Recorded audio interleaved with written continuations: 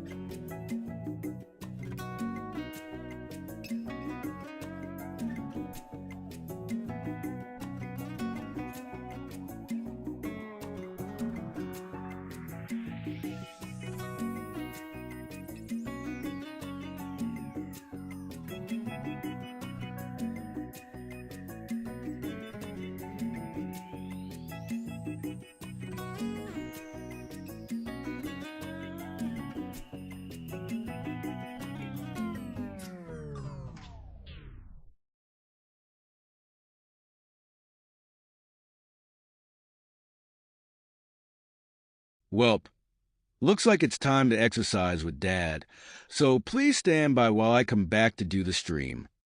In the meantime, come back in 1 hour and we'll do the stream at around 10:30 p.m. tonight. Sorry for the inconvenience, and enjoy your night, everyone.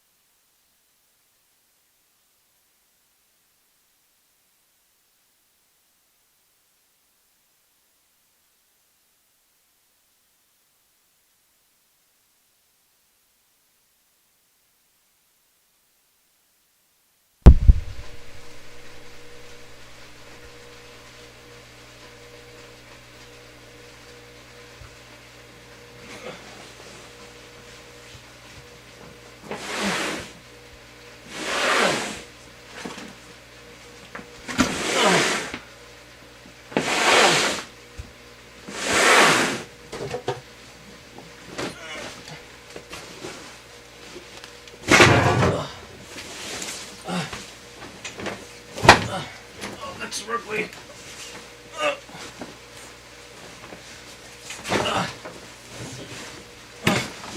My foot's stuck.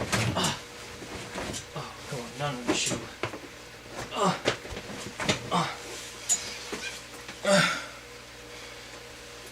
This freaking Lin. Stupid microphone box. This adapter. Where's my freaking... Oh, here it is. I gotta put it over here. And there we go. Gonna put this jacket on.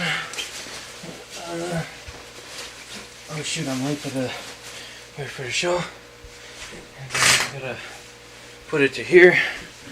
And then I gotta put it there. Lower this microphone. Lower this. And then I'm ready. Turn this thing on. And then go from here. Oh, now it's gonna turn the microphone back up. Now I gotta go through here. Turn that up. Now I gotta make the brightness here. Oh, now it's yellow. So now I gotta turn this off. And where's my mouse? Oh, crud. Where's my freaking mouse? Here it is. Oh, jeez. Oh, jeez.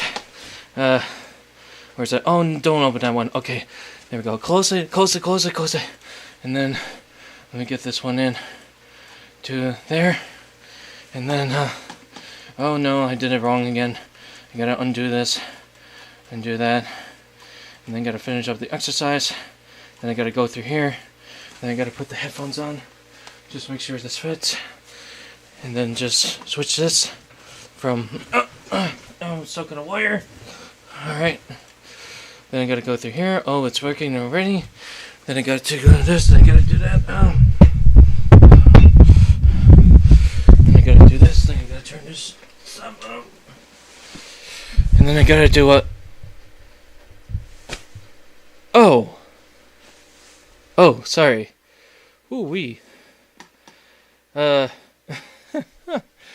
This is awkward.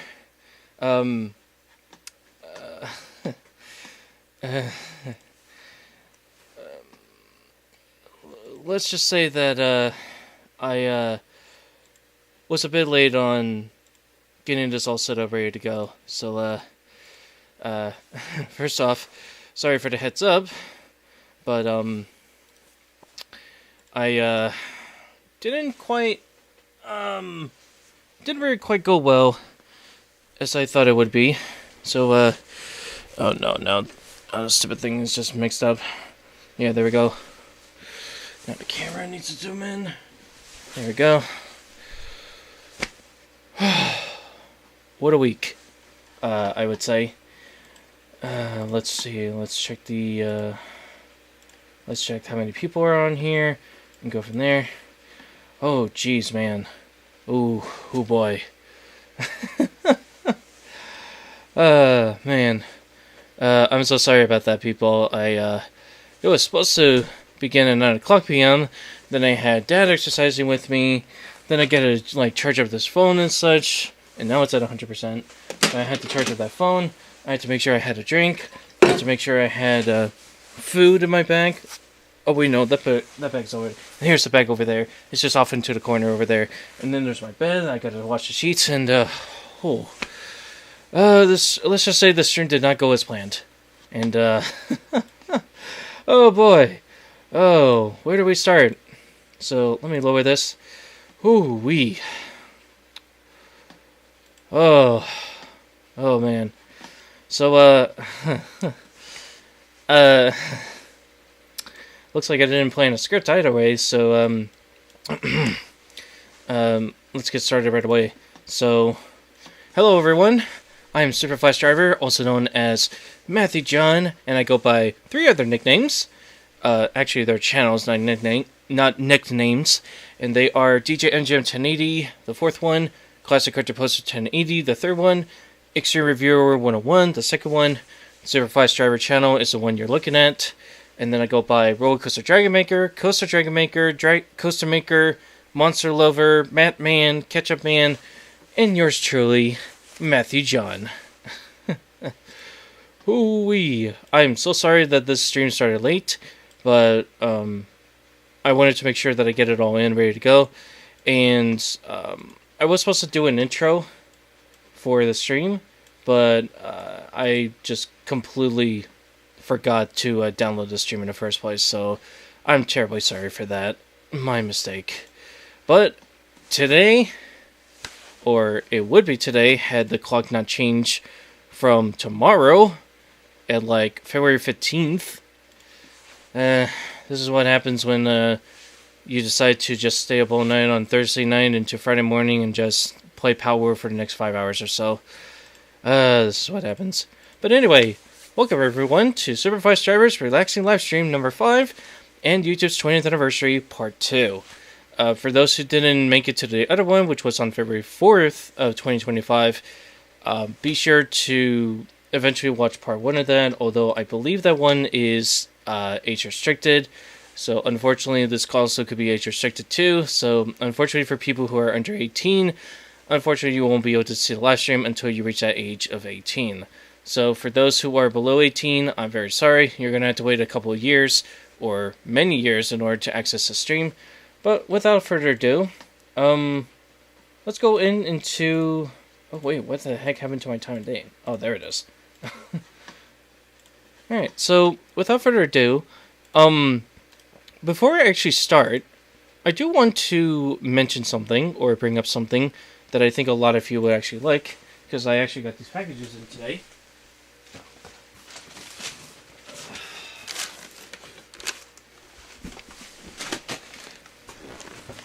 Now, unfortunately, they do have my address on it, so I unfortunately will have to rip it off. There we go.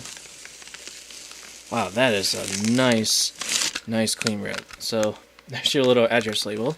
Oh, and then let me get this yellow one off. Perfect. Take that off. Put that to the side. And then let me see.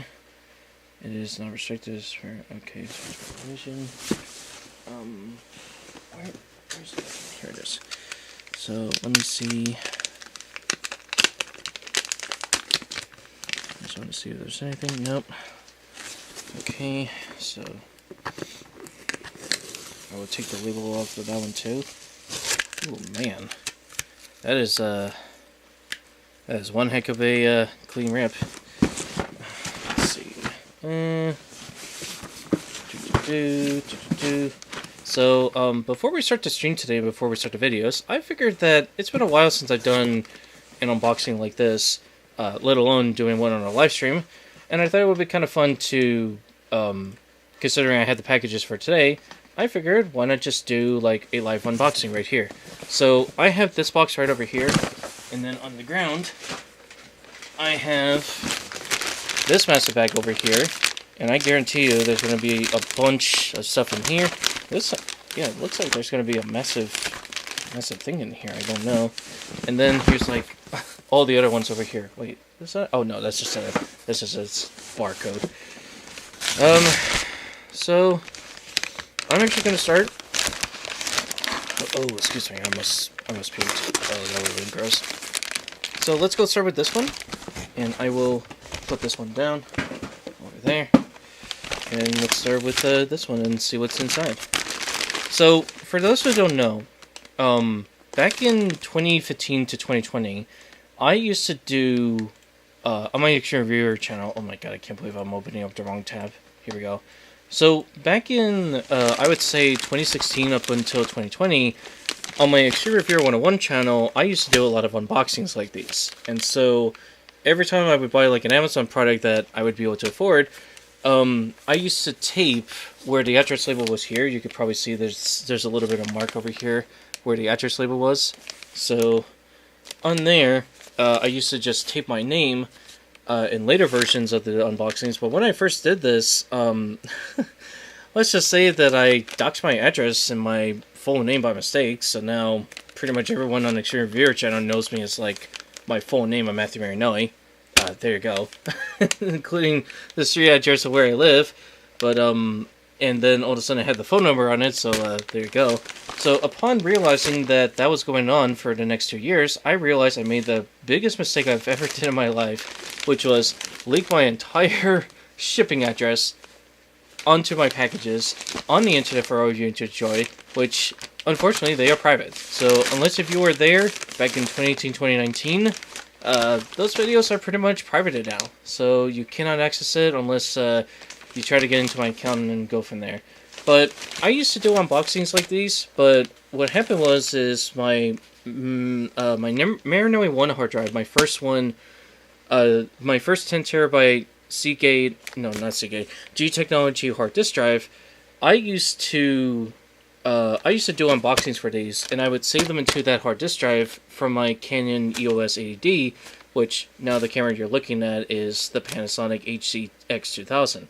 So, actually I have the camera over here, for those curious. So. One of my first ever unboxings was this little guy. This was considered one of my first unboxings that I did, although you can imagine the first time I did this unboxing, which is actually still up on my Extreme Reviewer 101 channel to this very day. And so, actually, one of the first ones I did was the Sennheiser one. But at first, what I did is that I kind of did like a review sort of thing, where I would just go over and explain like the Sennheiser, which was the, I believe it was the Sennheiser RS160, I believe was the headphones that I used. And so I did a almost like a 3-part unboxing, because apparently the DSLR I was using, which was the Rebel S1 that my parents bought me back in May 2014, this is the wrong model, but this is the one that I ended up getting like 2 years later. And so I pretty much ended up just, pretty much doing unboxings like these, but I started doing talking ones first. But then after that Sennheiser RS160 review, I realized that it would just be better if I just stayed quiet. I did eventually do like a talking one with one of the other unboxings, and I realized, if I talk while doing an unboxing, not only the video is going to be a lot longer than usual, but I would also have to do a good load amount of editing just so to skip over the filler that I necessarily need to do in order to do it. So, when one of my hard disk drives from G Technology got corrupted in August 2020, I pretty much lost all of the recordings that I did for the unboxing. So, pretty much anything on that 10 terabyte hard disk drive is pretty much gone. I can still recover it. I just haven't figured out how to get all or extract all the data from that hard disk drive onto my computer and then go from there.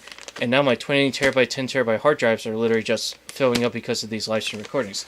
So I actually used to do unboxings on my Extreme Reviewer 101 channel, and so that's why I stopped doing them, simply because of hard disk drive corruption. So this would probably be the first time in 5 years. Yeah, 5 years ago. Yeah, almost like 4.5 years since I've done a unbox. Actually, no, it's been like 7 years since I posted an unboxing for pretty much packages like these. And so I figured, since I had them just today for Valentine's Day, why not we go open them up and see what it is. So, what I usually do is that I usually remain quiet throughout the whole time, but since I'm doing a live stream, I will explain a little bit which each item has. So without further ado, let's go open this.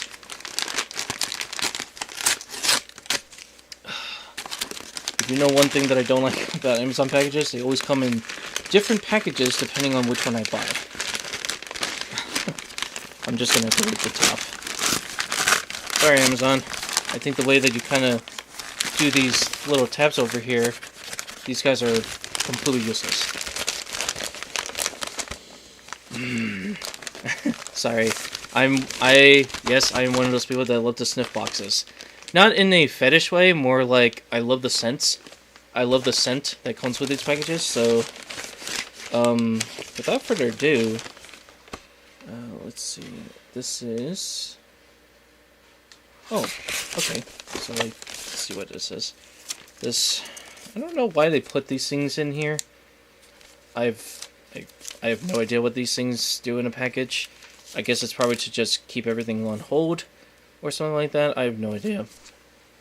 I have no idea what those are, so we'll just bypass them for now. So I will take them out one by one. I'm just gonna see, is there anything in there? Nope. Alright, so here we go. So, one of the first ones I'm actually going to open up. Oops, sorry. One of the first ones I'm going to actually open up is the... this is the printer cable 1-pack 5 meter or 15 foot USB cable. It's basically just a USB Type B to USB Type A cable, but not the 3.0 one, but the 2.0 one. So that's why, I believe if I look at my cart, and I could probably bring it up if you are curious. So it is the SweetGuard, which is why there's a little S. Oh my god, it's so bright. It would just... gonna have to lower the brightness. So there you go. So this is the SweetGuard printer cable 15 foot, USB 2.0 printer cable, USB A to USB B cable. It is nylon brand, made for scanners and printers, and for products which includes Hewlett Packard or HP, Canon, Dell, Epson, I guess Epson Brother or something like that. I don't remember.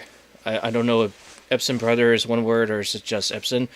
Epson Brother, Lexmark, Xerox, Samsung, Piano, DAC, and more. But it's black colored. So let's go see what this is.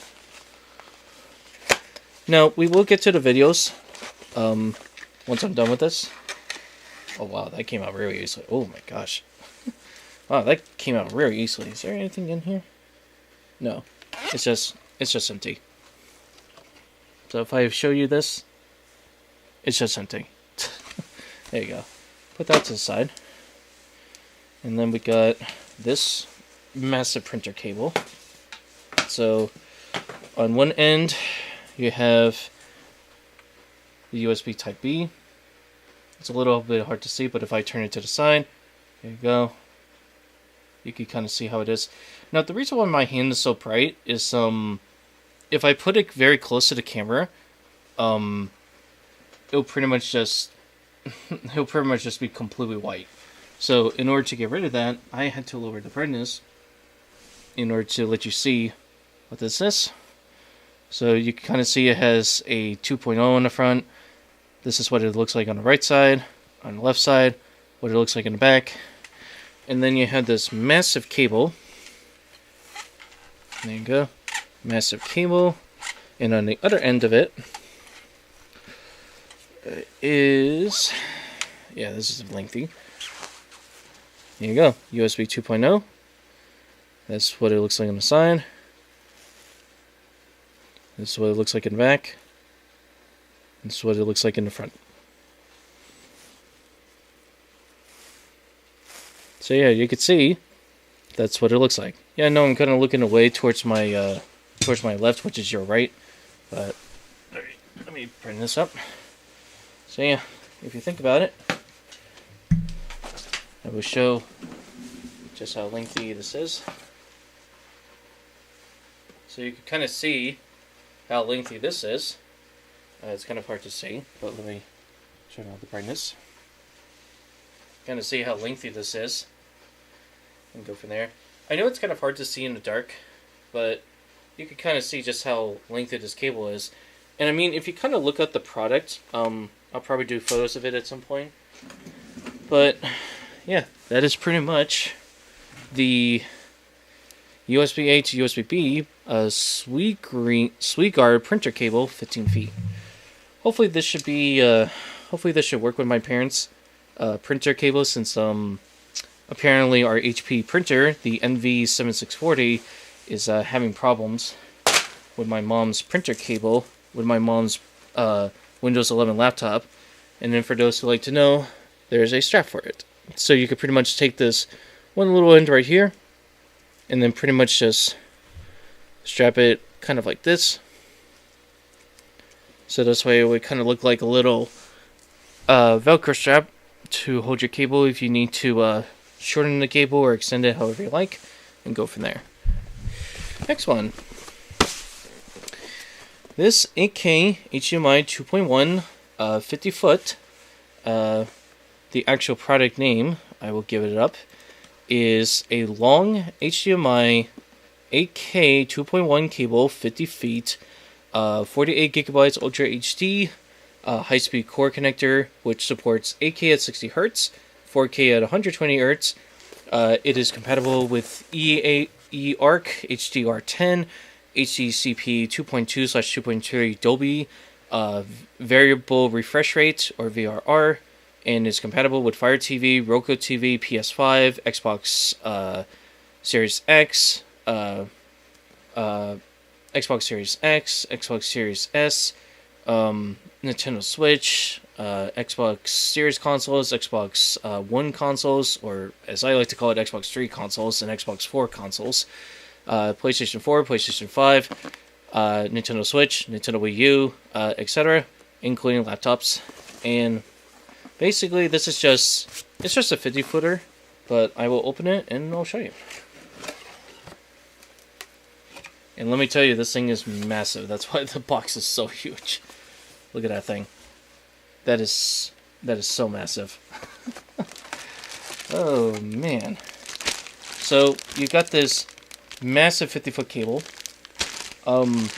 Just for those who are curious, each of the HDMI ends, I'm pretty sure it will kind of be the same thing, but each of the HDMI ends have a high-definition multimedia interface cap on each ends of the cable, so this way that the 25 pins on the HDMI do not get damaged.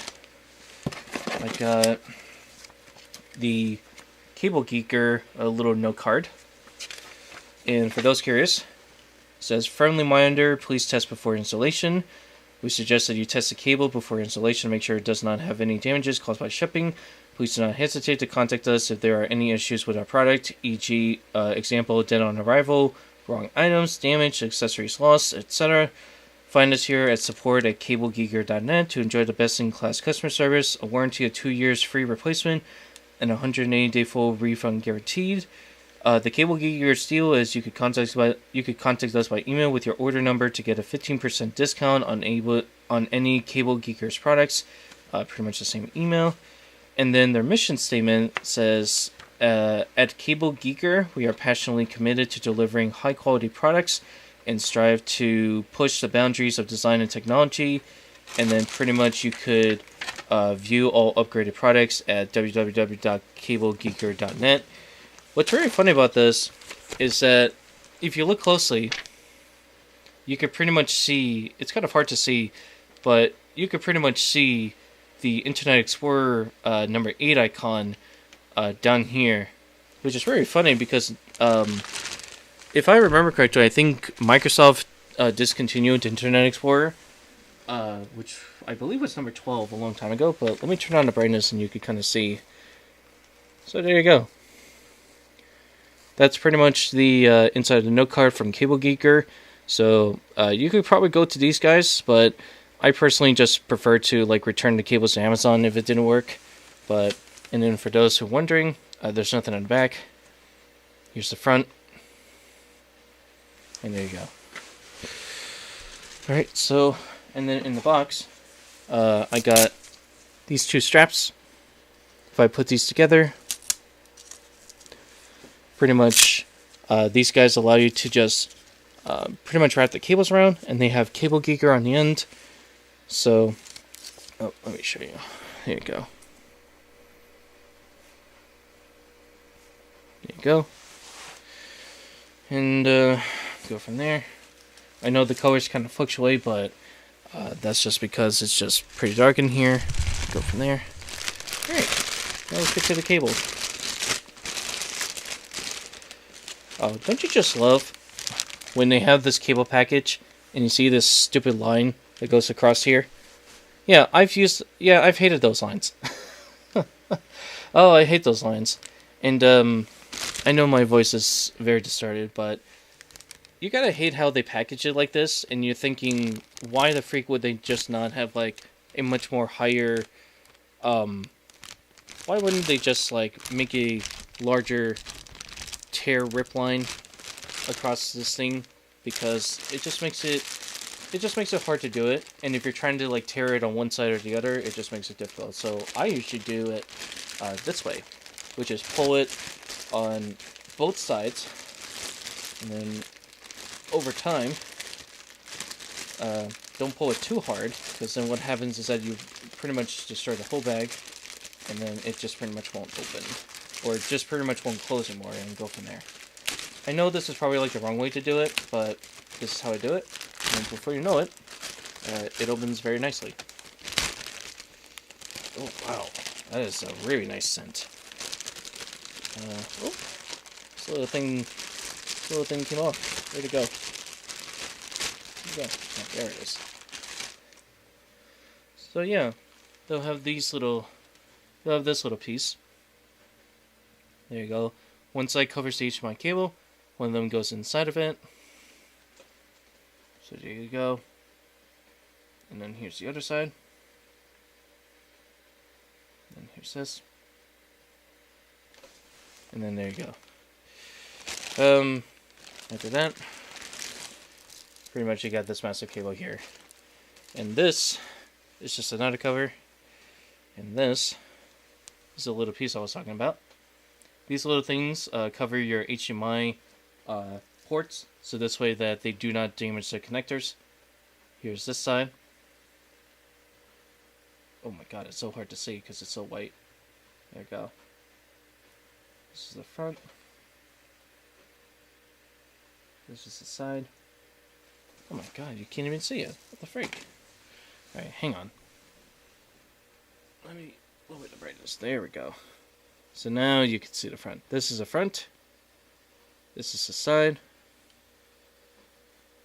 There you go. And this is the back. And then there's the other side. Oh. There we go. And then there we go. And then pretty much it's the same thing here. And now you got my favorite ones. These massive Velcro ties. These take a little while to open up. There you go. It's very hard to see, but I think, oh yeah, you could absolutely see it. So there you go. That's your massive Velcro strap. If you ever buy a cable that's like over 35 feet, or 30 feet, pretty much this is what it looks like. You know what's really funny? If you ever go into the website that I have right in front of me, I'll show you. Let me show you this.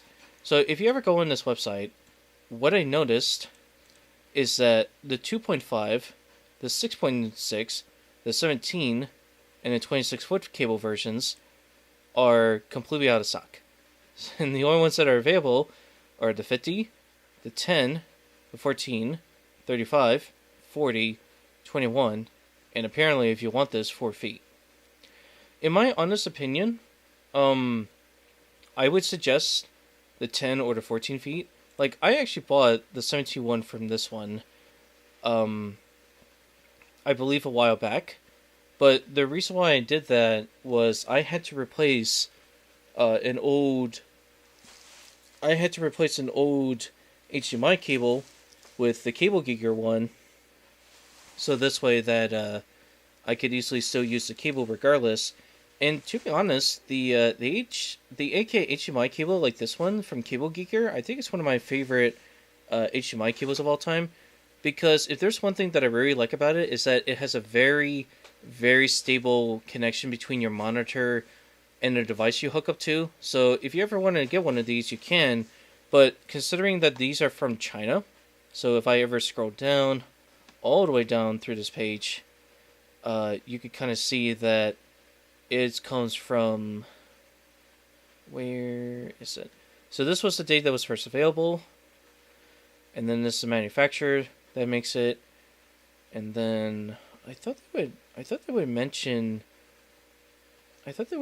where it came from. Do they not?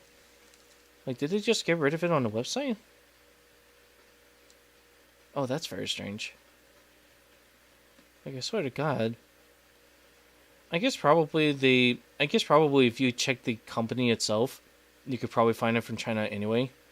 But if you ever need to know, like if you ever buy one of these guys, pretty much you're gonna get them from China. So, but I mean, these cables aren't very harmful. But you could kind of explore this page, which I will link it. I just had to, yeah, I would kind of link it. I just had to, oh, I didn't know they made, Cat 6, Cat 7 Ethernet cables. I had to check those out at some point. But yeah, if you ever buy one of these guys, they are usually from, oh yeah, there it is, country of origin, China. There it is, oh, this is the one. Yeah. Oh, if I click the 50 footer, it was released on June 25th, 2021, and it came from China. Okay, so when I click on the 50 footer one, the first option, that's usually when it comes there. So there you go. That's the cable. And then you have one side for this cable, and then I have the other cable. And I gotta twist this and twist this and twist it. And then there you go. So yeah, I just don't really do many unboxings anymore because they're very time consuming.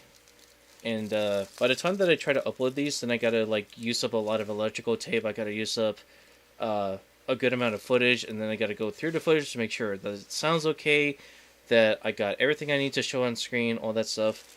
And then by the time, I pretty much feature the cable. Check out how long this thing is. Ooh boy. Ready to see how 50 feet is compared to your cable? Oh boy.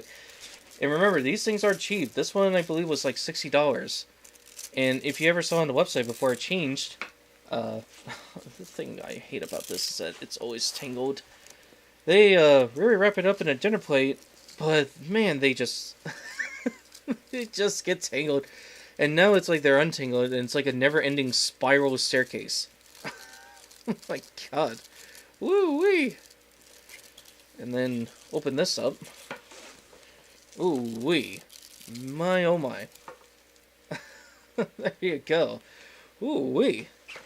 I mean, what I'll probably do is I'll turn on the light, so this way you can see. I'll be right back. It's gonna be a bit messy, but I think it's better than nothing. So there you go. Oh man. Ooh wee. The chair's gonna be in the way. Yeah, look at this. Ooh wee, that is a lengthy cable. What would you do with a 50-foot cable like this? So there you go. Oh, and of course I know all of you like to look at my feet. It's just covered in socks. So yeah, so you got this cable over here. This is what it looks like this is what it looks like at the front. This is what it looks like upside down. This is what it looks like sideways. And then this point. And then upside down again. So this way you can kind of see what it looks like. And one of the things I do mention to people is that if they're ever interested in like certain products that I usually buy, they could easily just ask me the products that I own for a lot of this stuff. So this way they could just be like, well, how does this cable function? How does that cable function? And one of the things I did mention, I don't know if anybody remembers, I bought back in 2017 the 3-in-1 Motion Joy Box, and it had the GameCube, Xbox, and PlayStation 2 port. But the problem is that I could not, for the life of me, get it to work on a PC, and it had such a massive driver issue that I filmed it in my bedroom, and I actually made a video about it complaining, and I eventually then emailed them. But by the time I emailed them, I was like, they're taking too long to respond. I might have sent them to the wrong email or something. So, but I will get towards the cable soon. There we go.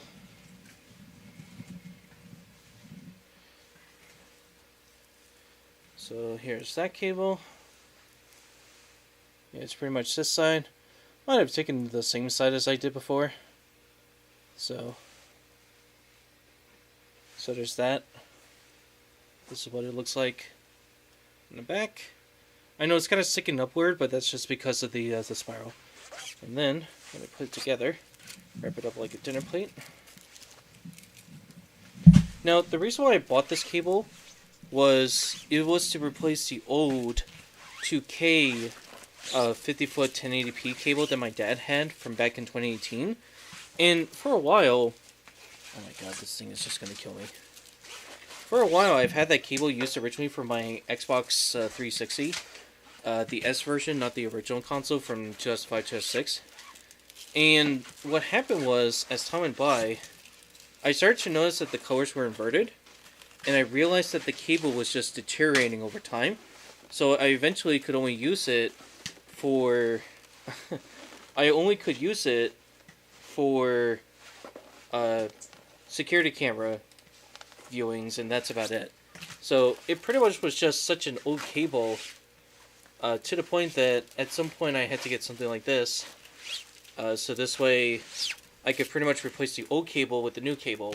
And the thing you gotta remember with nylon braid like this, if you're not careful and you slide your fingers too much, or you slide in between your thumbs, you could actually get a nasty burn on your hands, your thumbs, your fingers, your in-betweens, in between your fingers, and it will just burn. It will just hurt so much that it would just feel like as if this cable is just scratching against your, it will just scratch against your hand. So there's that end of the cable. So that's upside down. This is right side up. I'm trying to, but sometimes the cable just doesn't want to. Here's to the side upside down. Here's right side up. And then here's the back. It's kind of hard to see. Here's the back. Here it is upside down.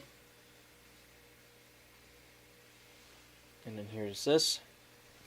Here's that. Here's the cable upside down. And then this way. And in front of you.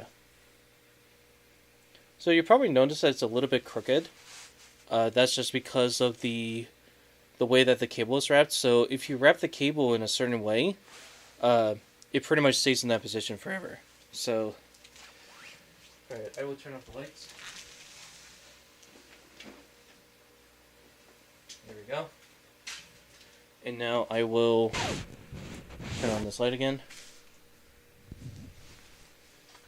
And pull this chair back. Oh. I mean, it may have like YouTube's 20th anniversary on the live stream itself, but it's just that I also wanted to take advantage of it by just showing you the items that I got for today. Because I figured, like, you know, I haven't shown an unboxing. I haven't shown an unboxing in, like, I don't know, 6-7 years. 6-7 years on YouTube. And it's been like 5 years since I used to do them. I believe the last video I ever did for unboxings was back in 2021. Until I realized, you know, it's just not fun doing unboxings anymore, or silent unboxings as I used to. Oop, I just knocked over a box. And yeah, so far that's the printer cable and this messy, tangled 50-foot cable. I mean, if you think this is messy, imagine all the cables that I have in that bag right over there. That's just, you could just see just a little bit off to the corner, like my strap where the speaker are. If you think this is messy, you should see what my duffel bag has in store. And there's like 50 cables in there dedicated to like DJing and such. Oh, speaking of which of DJing, for those who don't know, every Saturday night on Twitch, I actually switch over to my Twitch page, Rollercoaster Dragon Maker, and as of January 4th of 2025, I started to do DJ MGM live streams, which is basically just me like mixing the music. For those that would just enjoy me playing with the music and all that stuff and just see me record and live stream the performance, or on Twitch to just see me like mix a little bit here and there, but not by much. Yeah, oh my god, this is going to take a while. So, for those who are interested in watching my Twitch stream every Saturday night, you are feel free to do that. But just remember that I don't really do streams very often. And if you ever look on a community post that I made with the Rudolph the Red-Nosed Reindeer video link, you'll notice that I separated the dates from February 8th all the way through the end of the month near March 1st. So this way that you guys can get a heads up of when the stream starts. And remember, I usually have the 2 time points or timestamps of when I would usually go live. But a lot of times, as I mentioned before, in the parentheses at the very top, real life issues, issues concerning like live streams or like how I'm mentally, emotionally, and physically well or something like that. So it could change. But if there's one thing I will mention to you is that I will do a makeup if I ever miss it. But considering that today is YouTube's 20th birthday, I didn't want to miss it. So there's this massive cable. And this cable will pretty much replace the other one that I have over to my right, which is your left of the third monitor with my security cameras. So yeah, there's this massive cable. I'll check that to the side. And now, oh, almost dropped it. We got this box right here. So let's open this little guy and see what's inside. Now again, oh geez, very sorry that it's freaking loud. Let me lower that for a second. There we go.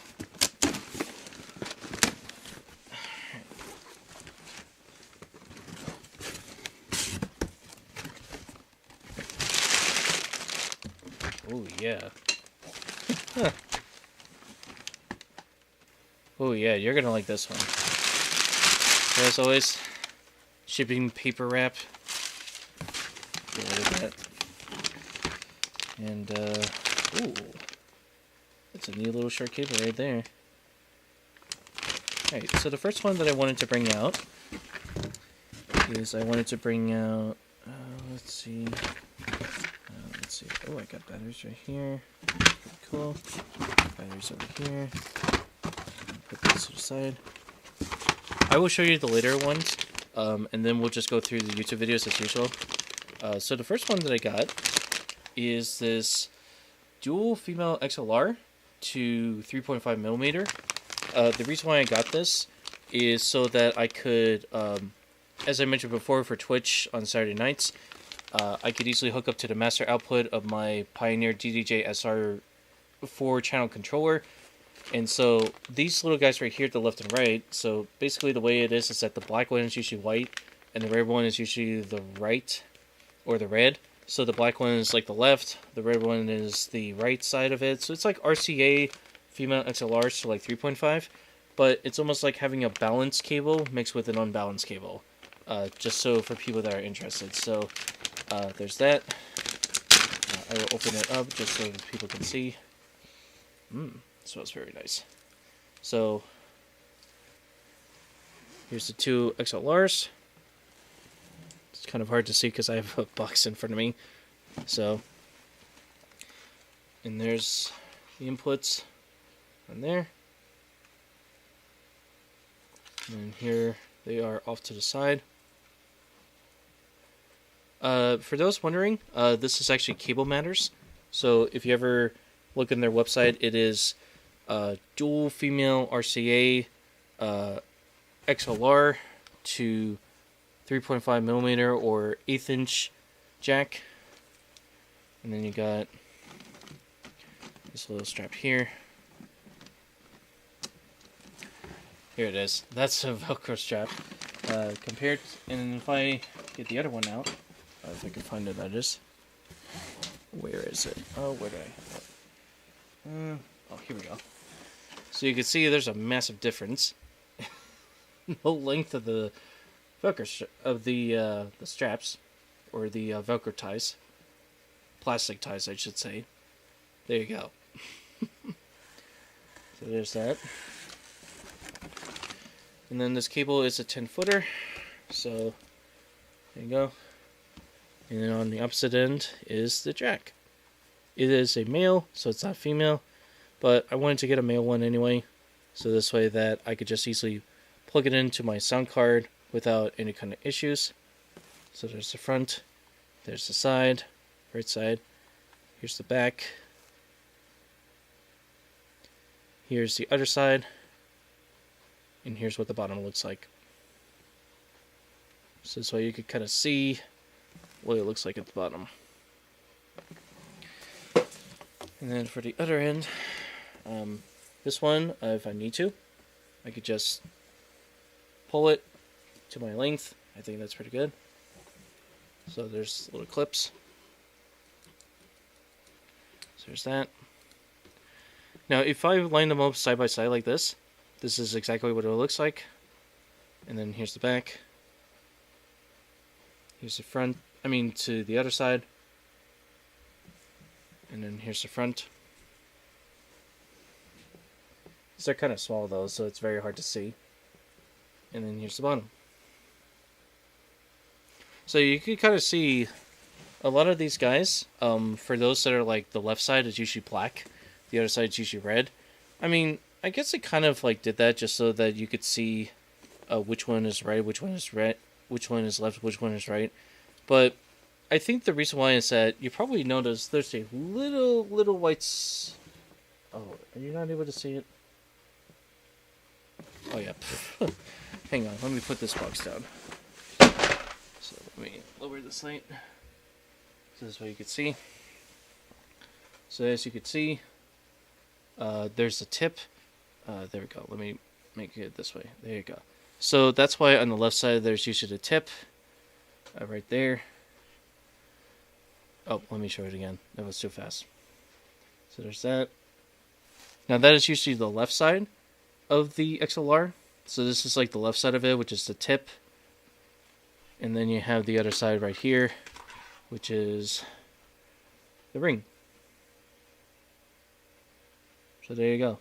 So the reason why it's kind of hard to see, especially when you have like bright white light attached to like your prosumer camcorder, is that when you have straps that are usually like this white, a lot of times it's just very difficult to see the white, but it's much easier to see the black. Although the thing is though is that I have black curtains behind me, and I'm also wearing a black hat, black headphones, black sunglasses, and a black hat. So I always wear like red and black. That's just the outfit that I use, so that's why. And then I'll show you the cable. And there you go. That's the RCA to 3.5 millimeter by Cable Matters, 10 feet. And I will show you on the card too for those who are interested. Let me load it up. So there's that. Pretty much what you could do is that you could just type this into your Amazon cart if you want to do it. Apparently it's under Industrial and Scientific, apparently. I don't know why. Because I found this on, I found this through, switching this from Industrial and Scientific to all departments. So, I'm going to test this cable out. I'm going to try it out and see how this works. And go from there and see how it works. Be pretty interesting to see how that goes. And go from there. Oops, sorry. Here's your little screenshot for 5 seconds.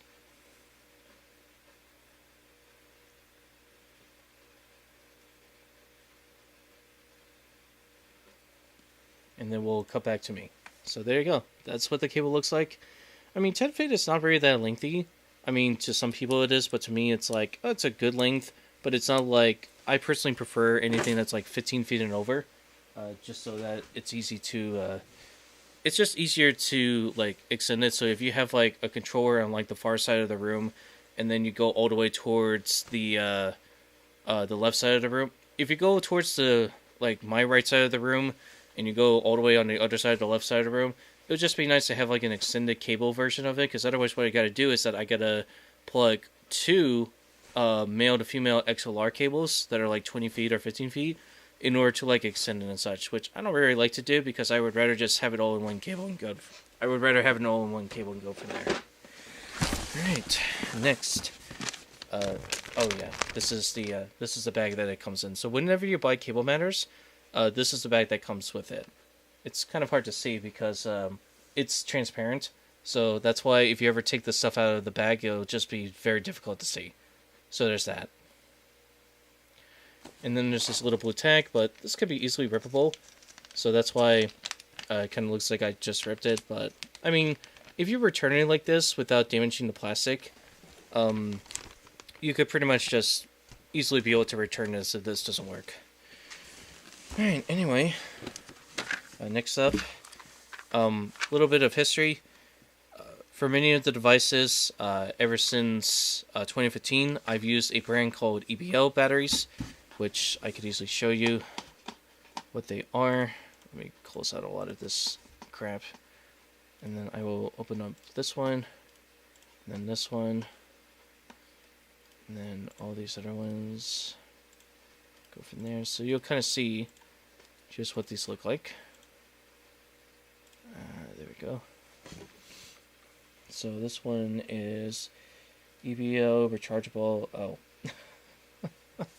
Oh. Don't you just love when you just look at this? Oh gosh, that is way too bright. No, it's just a flashbang in your eyes.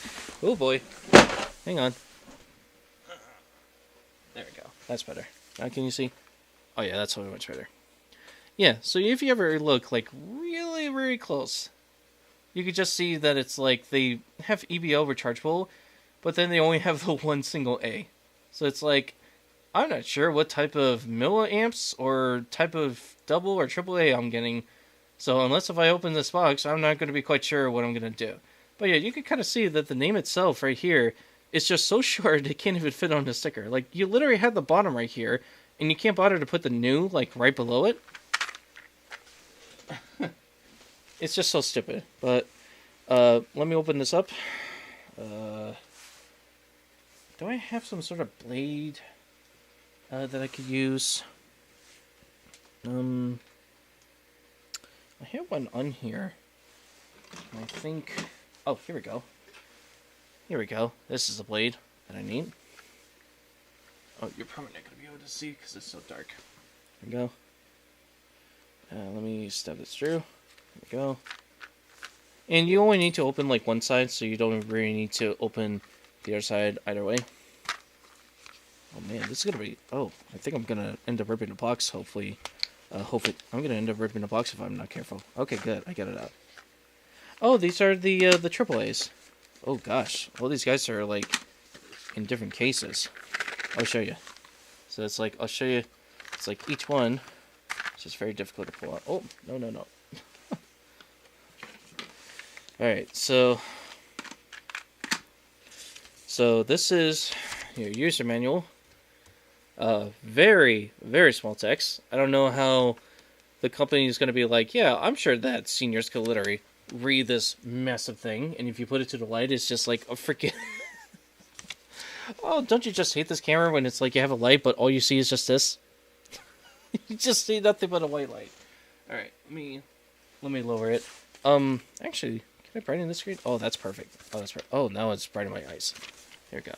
So, yeah, the company is like, yeah, I'm pretty sure people can read this. It's very tiny. No questions asked.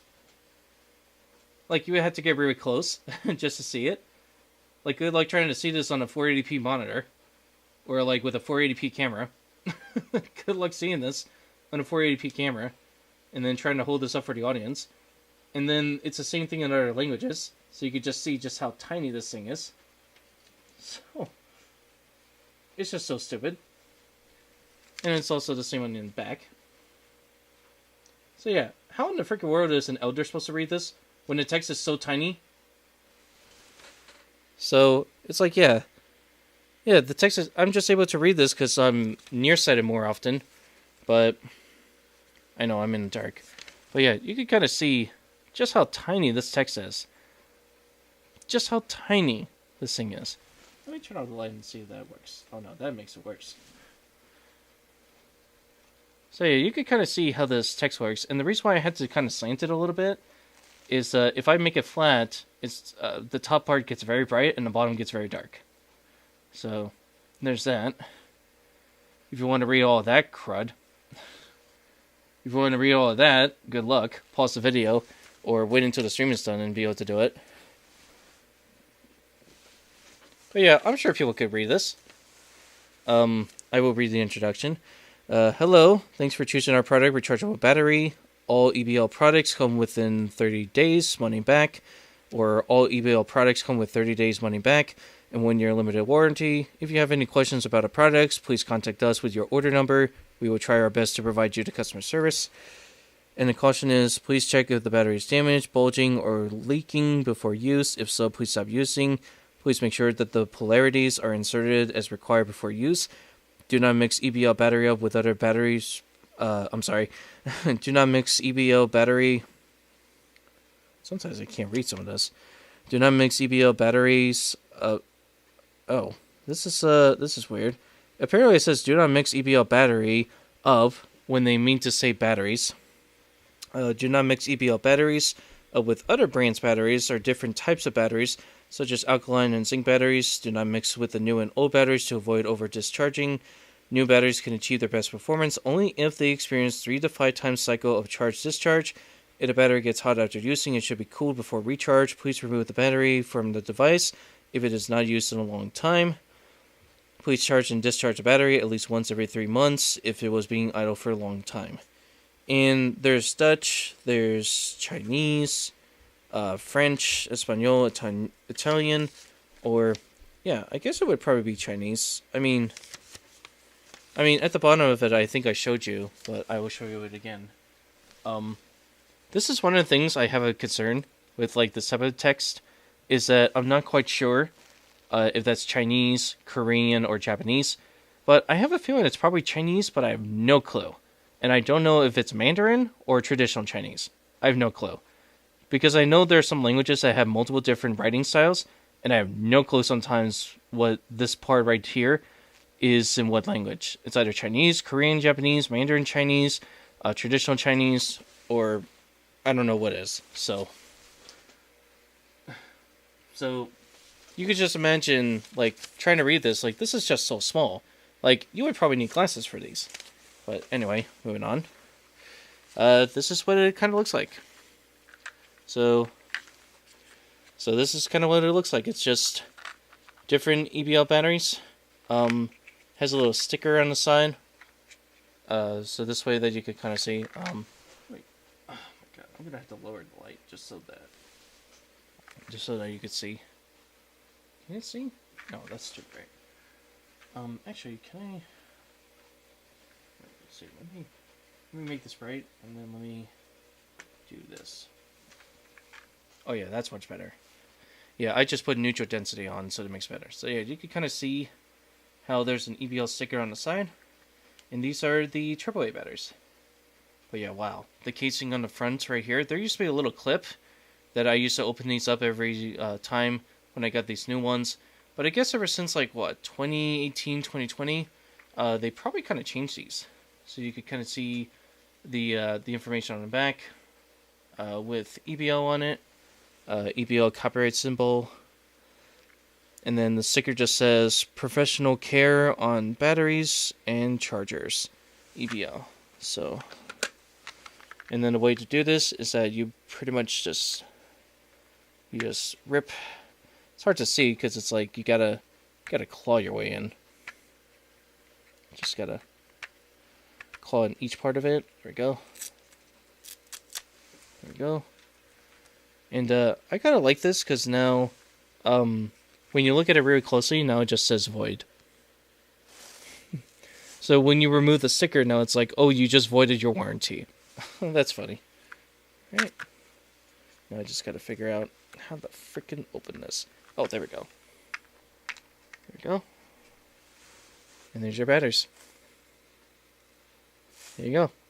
These are EBL AAA batteries. And this is what it looks like. With just a single battery.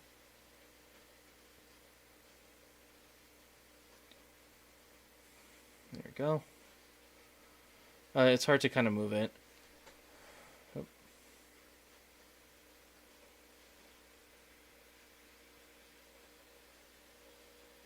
There you go. Yeah, so these are EBL 1100 milliamps.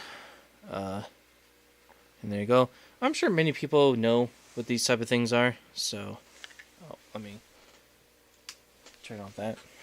I'm pretty sure many people would know what these AAA batteries is. So, and then it just clamps. So let me show it again because I just closed it. So you pretty much have this open, right? Pretty much what you could do, you could just close it like this, and it'll just snap, which is pretty nice because I used to have clips like these, and sometimes the clips would just break off. So it's actually kind of nice that they went with this, but you kind of have to push it up with like your thumb, like with your little finger thumb, and just like boop, just pluck it upward like this. Yeah, without like dropping all the batteries in place. And then it's pretty much the same thing for these 3 batteries. So I'm not gonna like show you every single one, but I'm pretty sure if you ever buy these like this, it'll be one thing. And then I will pretty much show you what it looks like on Amazon. So there you go. This is the EBL rechargeable AAA batteries, 16 count, by the way, ready to charge, 1,100 milliamps. And this is the most important because a lot of people kind of get confused. When you're using Olympus recorders like the ones I have, it'll ask you if your battery is alkaline or NIMH, which the first part I believe is nickel. And MH, I don't remember what it would stand for, but it's like nickel batteries. And that's why if you put the correct type of battery for the recorder, it'll pretty much have the battery last forever, because if you put it on alkaline, then the battery's just not going to work very well. So you want to make sure when you do the recorders, like the Olympus recorders, the Sony recorders, or pretty much any kind of device, they'll ask you, hey, is this battery alkaline or nickel, or NIM, as it's usually called, NIMH. You want to make sure you put the right one, because otherwise, if you put in the wrong type of battery into your devices, the battery just will not work properly. I mean, it will still work, but it's just that the battery won't last long, I would say. So there's that. So one of the things I do like about EBLs is that their batteries do last a good long time. I've had these since, almost 10 years ago. So they're pretty nifty. If you ever get yourself EBL batteries, I would also recommend getting like a better EBL charger. I know a lot of people like to get the 12-slot ones, but if you have like a massive amount of batteries like this, I don't think the 12-slot for double and triple A batteries are going to be worthwhile. So you're going to need something that's a little bit like a 24 battery slot thing. But the only one I think I could find, EBL 24 battery charger. The only one I think I could find that kind of works. Well. I don't even know if they sell it anymore. Because I used to get the 12-bay EBL LCD universal battery chargers, which I still have, but it's just that it's hard to see and they don't work very well, so the batteries just kind of go that way. There was one that used to be a really good one, and I don't think EBL sells it anymore. 24 slot? I think that's what it's called. Oh, 8-bay. Let me go 24 bay. Is this one that I saw? Yeah.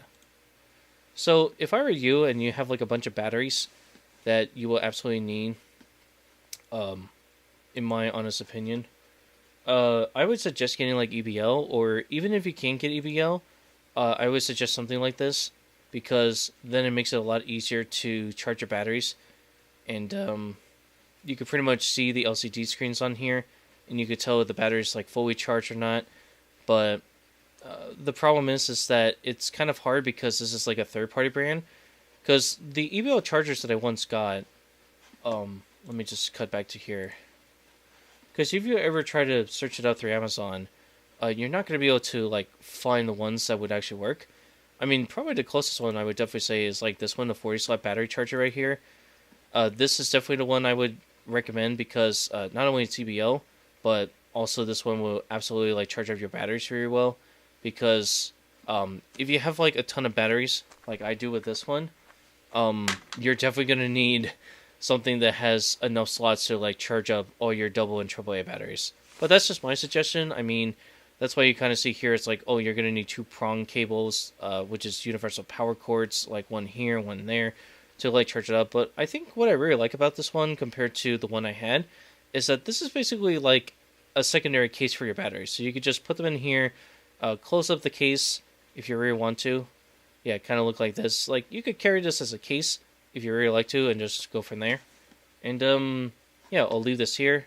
This is EBL 40 slot battery charger for 123 to 40 piece AAA or AA rechargeable batteries. Advanced multiple battery charger handle design. The batteries are never going to be included no matter what. And yeah, it's in an orange color. Doesn't look nice, but the one that I had, that I think in my opinion is one of my favorites, is this guy.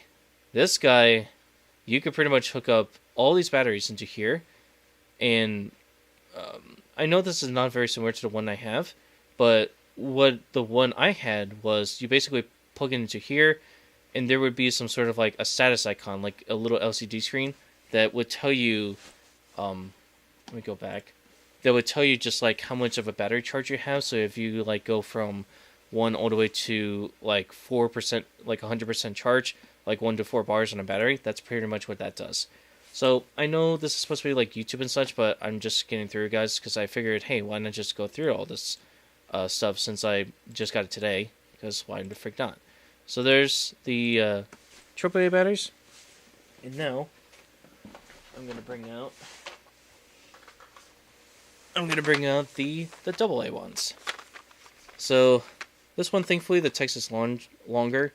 So the one I have here, this is the EBL AA rechargeable solar batteries, and this is pack of 8. But if I remember correctly, I think I got like a pack of 16. So what EBL does in some of the products, if you ever look on Amazon, is that they'll have half of the batteries literally be solar batteries, and then half of the batteries be like a different type of batteries. So depending on the type of milliamps you get, one of these would be like 1100 milliamps, and the other one would be like 150 milliamps. So it just kind of depends. But what I like about this one is that it kind of comes in like this little charging. It kind of comes in this massive little kit right here. So let me put on the neutral density for a little bit. And don't worry, people, like, we'll get to it. Oops, that's too dark. So you got pretty much this little guy. That's on the front. This is the side. This is the back. There's that logo that you could see. And then here's the side. Here's the front. And then here's the back. And then I'll take these out. These guys are... Oh, I gotta remove the tape.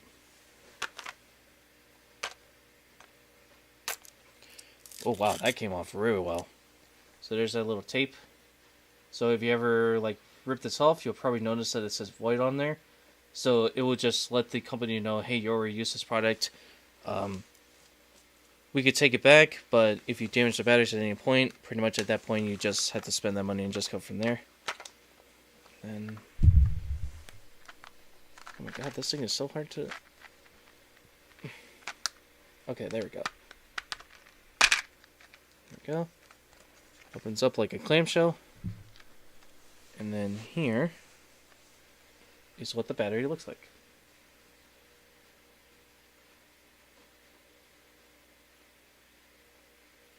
So there you go. AAA. Now these ones that I'm showing you right here, these are solar batteries. So these are like you would put into like a garden and such. But I kind of bought these as a way to, like, you know, I want to use them for other devices besides the one that I use in like gardens. And the text for those that say on the battery, it's kind of hard to see. It just says, ready to use pre-charged battery. Do not heat, disassemble, or put the battery into a fire. Do not reverse the battery when charging. Do not mix old and new batteries or any different types of batteries. And that's pretty much it. And then it just says EBO 1100 milliamps, NIM low self-discharge rechargeable battery, and then low self-discharge technology, AA with 1.2 volts.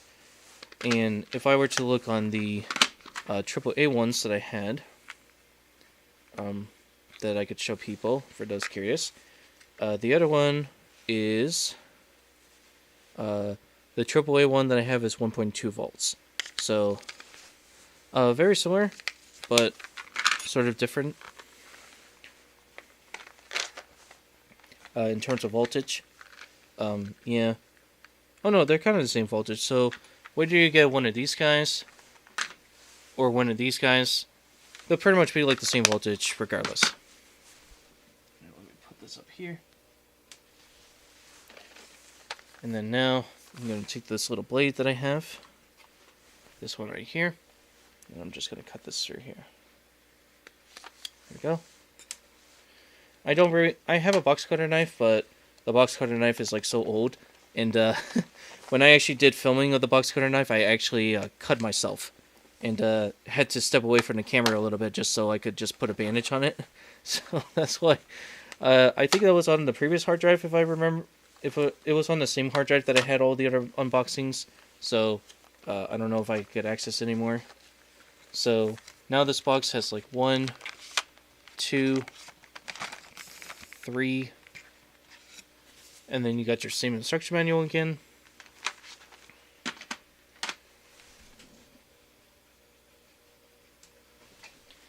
And then you pretty much got the same instruction manual again. This is upside down.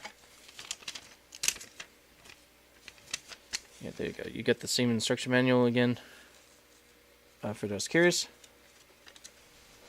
Let me turn this down just a little bit more. There we go.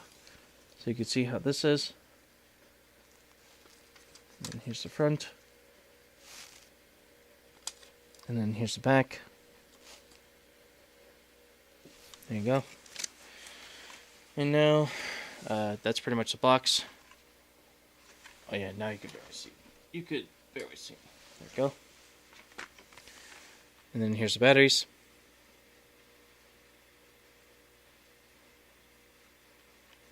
And then the top. And then the bottom. And the nice things about these is that they're clear through. They're clear and see-through. So you could easily just look at these batteries at a glance and just be able to tell, oh, this is AA, AAAs, all that stuff. But these ones, the ones that I got, these are 1300s. So if I could just remove the sticker, there we go. We'll put that there. Oops, I put it backwards. These are 1300 amp batteries. So there you go. And then the same instructions, just that the difference is that they have more voltage than the 1100 milliamps. So the ones I got, these are the 12 packs.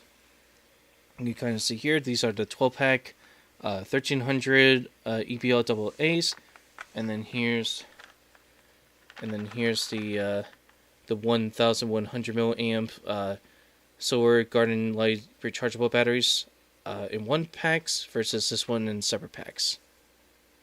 So there you go.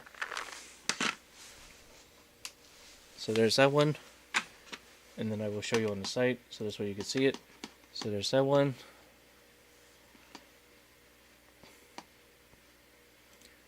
And then, oops, that's not it.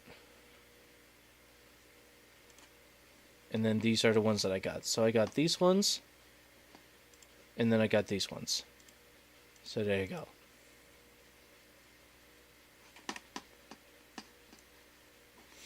So you could kind of copy the text here for about 5 seconds. 1, 2, 3, 4, 5. And then here's another one. 1, 2, 3, 4, 5. And then go from there.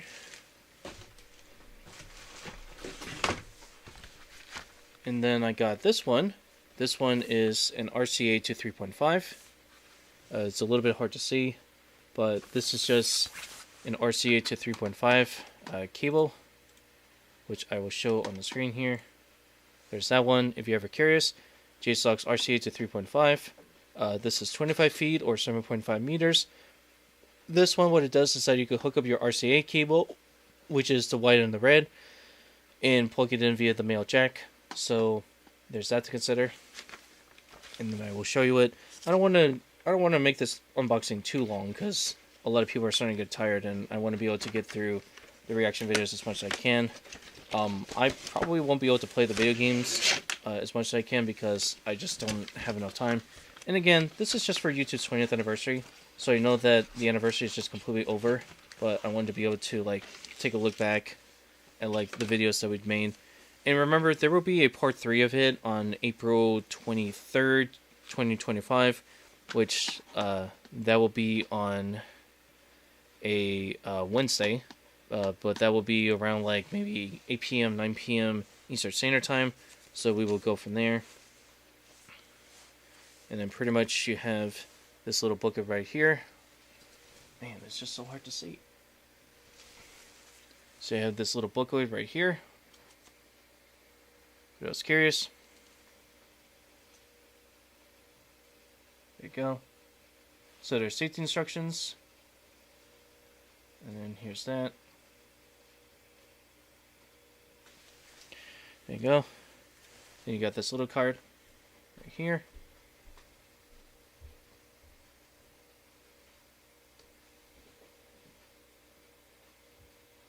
There's that.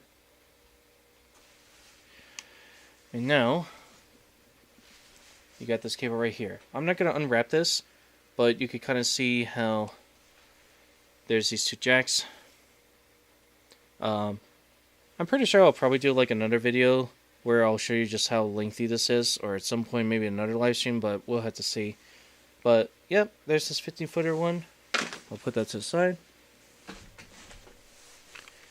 Here is my massive Aurea Precision screwdriver set.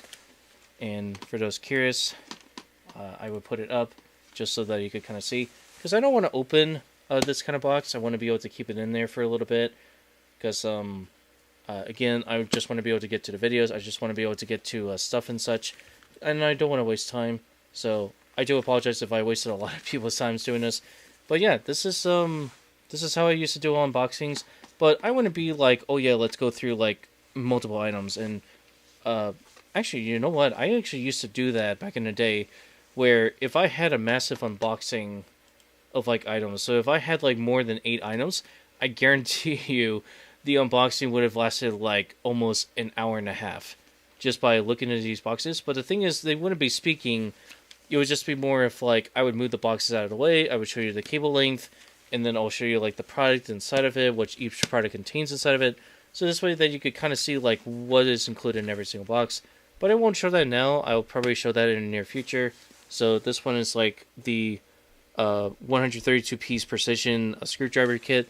This is basically more if you're doing like a lot of electronic repairments, or pretty much if you want to just like open up your computers, open up your devices and such. This would absolutely be the one to go to. But I did have one Aurus like years back, but it's just that the case apparently that I had completely broke. The latch I accidentally broke off by mistake. So I pretty much at some point I was like, you know, this case is just ridiculous. I'm just going to put it in my electronic bags. But now that I got this one here, I don't have to worry about that. But I still will keep the old one, just that I'll probably use this one from here on out. But I won't open it. I mean, you know what? Let me just go open it. Oh, pfft. I just ripped this box. Gotta love how they just make these type of boxes, and then the first thing I do is literally just rip it. Perfect packaging design. You just gotta love it. So there we go. And there's your box. So there you go. At least I could see it easily. And then when I... Oh god, I hate this. Oh, there we go. Perfect. It's actually a better clip than I imagined. It just pops it open. Oh boy. This is why I didn't want to open it. Oh boy.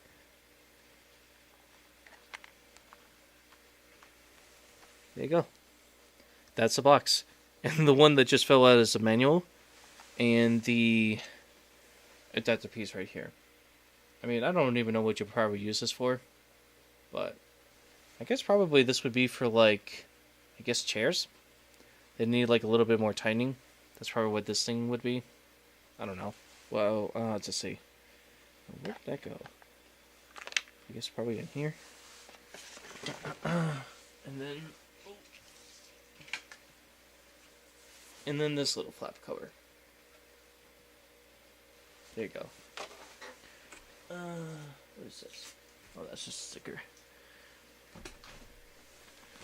And then just to let people know, this is what this is, just so that people could see it. Again, if you ever look, most of the items that I have here, I've ordered it back on February 9th. So if I look on the calendar, you can see I ordered it on Sunday, which was Super Bowl day, mind you. So I actually had a makeup day for DJ MGM mixing on Super Bowl, so I actually did that. And then I'm doing it now, but apparently it's like the 15th, so I gotta go do like another live stream in like, I don't know, 16 hours from now. But there's that one. And then finally, last but not least, the digital clock. For a long time, I do want to mention, for a long, long time, I did not have any kind of clock in my room. And you could just imagine how baffling that would be. But now, after all this time, I finally have this in my own hands. I'm actually pretty excited to kind of see how this sets up. And it'll probably need batteries, but it also has a DC power adapter. So that's what it looks like on the inside.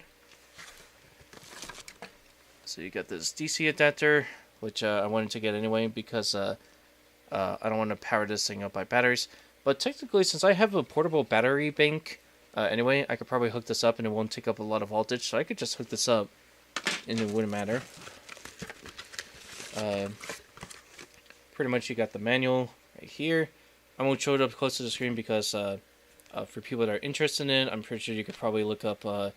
It is the Dream Sky digital calendar clock. The model is DS182. That is Dream Sky digital calendar clock, and the model number is DS182. So if you ever need to look at this manual, or if you ever lose it at some point, like I would at some point, you could pretty much just look it up and download it and read it at your own time. And then that's what the box looks like on the inside. There you go. So that's what it looks like on the bottom. That's the cover to close it. And then you kind of close it like this. With the little flaps. And while on the topic of YouTube's 20th anniversary, Pokemon Day is going to happen. But I don't know if I would ever be live streaming because that is on a Thursday. And as a person that kind of misses live streams very often, I don't know if I would be awake by the time that happens. So, here's your reveal. And you thought that was a Switch. You thought this was a Switch too. But yeah, there you go. Here's a little thing, and it has little kickstands. So you can kind of put this on a little table and go from there. Where's the DC? Oh, it's on the side. Let's go power this thing up. And I will take the thing off and kind of see how this goes. There you go. I'll plug this into here. If I can get it. There we go. And then you kind of got this little sticker on here. So it'll tell you like where everything is, what the cautions are. And black scratch may appear on the screen due to static electricity causing when removing the film. Please wait and it will disappear automatically. Power adapter is required as the power source to keep the clock stay on. If powered by batteries only, the display light will turn off automatically after 10 seconds. Alright, so let's go put this in. Let's go see what happens.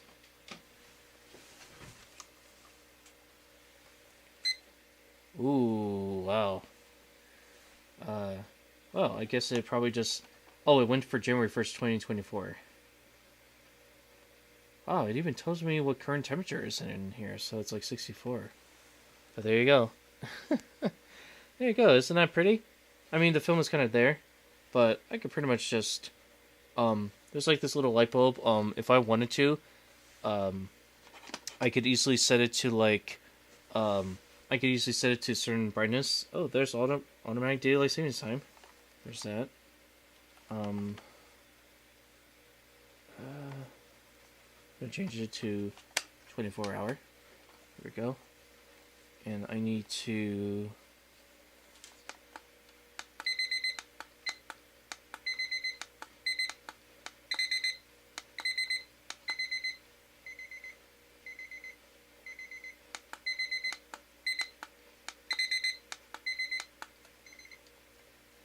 go. And I'm not gonna set the alarm because I just don't care.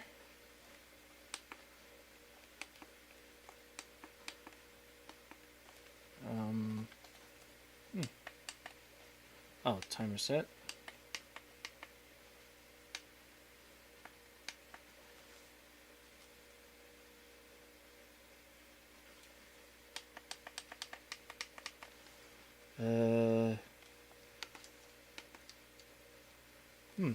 Gonna have to look into the manual of hold 2 seconds. There we go. Now I would just set this. It is set that.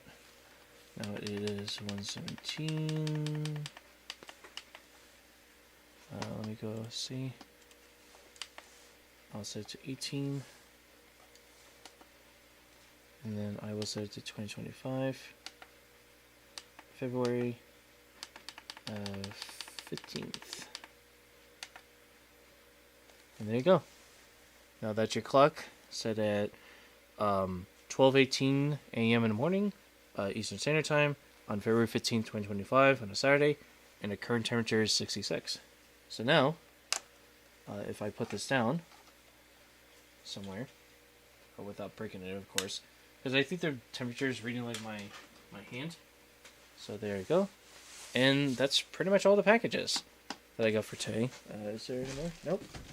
That's pretty much all the packages I have. So yeah, for those curious, here is the alarm. And you could have it powered by adapter or battery, which is why I bought it. And it's about, I think I kind of paid the full price. I think it was like $40 when I got it, or maybe $20. I guess it's 25% off, but I guess that's because of Valentine's Day. But yeah, you could pretty much put it on the wall, or you could put it on the stand, your choice. You could pretty much change the brightness, automatic saving daylight. You could change the volume for the alarm. Although I personally, I personally don't like the alarm or care about it. So there's that to consider. I just wish there was some sort of way to like turn off the alarm, but we'll just have to go with it. And so there's that. So yay. So yeah. I used to do unboxings like those, but it got to the point that I just stopped doing them altogether. But without further ado, as I did mention from part 1, I will show a video that I think a lot of people are going to really like. And I did show this on February 4th, 2025. But for those that missed it, I will show them again. One of my absolute favorite ones that I will show right now is the 100 greatest internet videos in just over 3 minutes by Neutralis. This was uploaded back on November 12th, 2012. And this basically just sums up like the 100 most greatest videos in under 3 minutes. Or over 3 minutes. So without further ado, let me make sure that my volume is going right. There we go. And let me get my microphone raised up. There we go. And let's get started, shall we? My name is Boxy.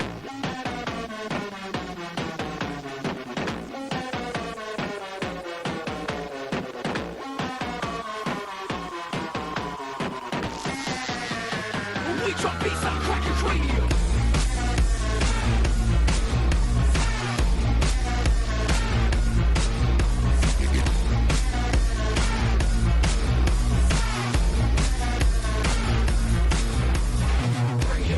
You can bang the drum, you can bang the drum. You can bang the drum, you can bang the drum. Bring it on. You can bang the drum, you can bang the drum. We will play along, we will play along. What goes upon is pandemonium. Who's in the sushi with plutonium? Radiate, I can reach the radium. When we drop beats, I'll crack your cranium. We roll shots on the beats, we're rolling on. Look at me, the bombs, so we'll get hold of them. Hold of them, and we're about to blow. With a cocktail funk, you pick zirconium. You wanna go some, you wanna spar. Well, we can bang the drum at your door. You wanna go some, you wanna spar. Yeah, we can bang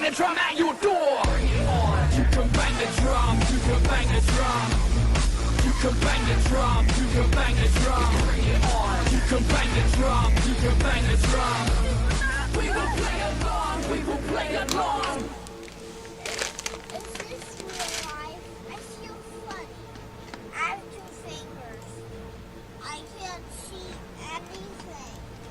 Why is this happening to me? Leave Britney Spears alone right now! What is the best sex you have ever had? Ah! Ooh! Ow! Ow! Charlie! Ow! Charlie! That really hurt!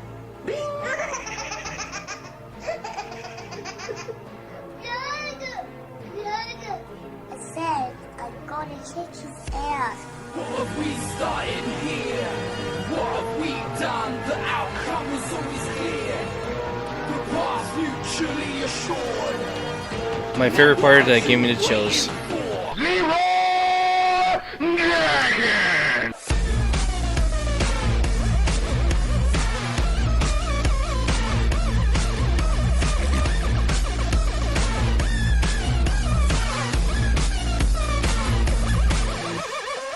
it on. You can bang the drum. You can bang the drum. You can bang the drum. You can bang the drum. Bring it on. You can bang the drum. You can bang the drum. We will play along. We will play along. Bring it on. You can bang the drum. You can bang the drum. Bring it on. You can bang the drum. You can bang the drum. Bring it on. You can bang the drum. You can bang the drum. Bring it on. We will play along. We will play along. Bye.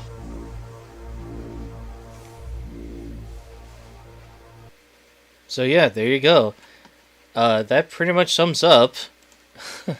That pretty much sums up YouTube within the past 7 years at that point. But pretty much all the YouTube videos from back in 2006 all the way up until I think 2011, if I remember correctly. But yeah, there's that many, or 2012, I would say.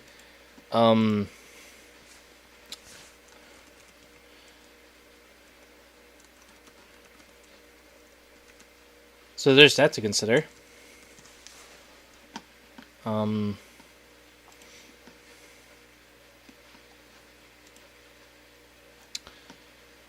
Let me go see if there's another one that I could go down through the lane.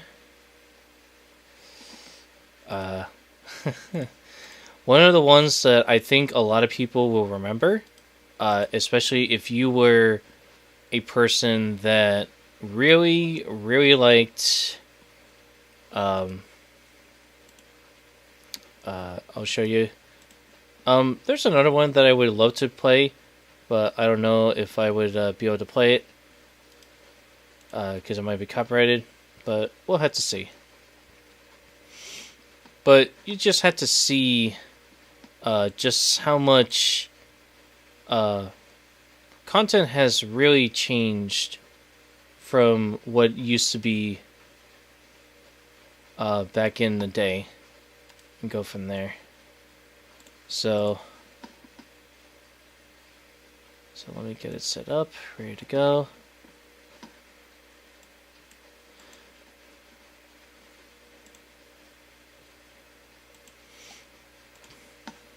And I'm going to show you, because this one is a classic.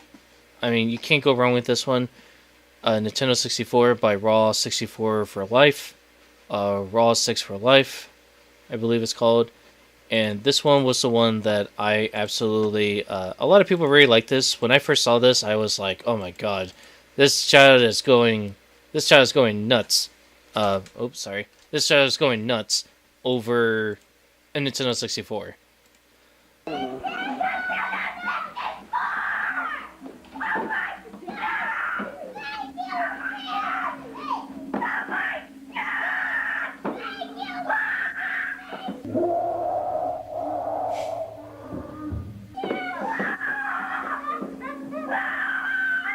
I think they're excited. Yes! Yes! Yes!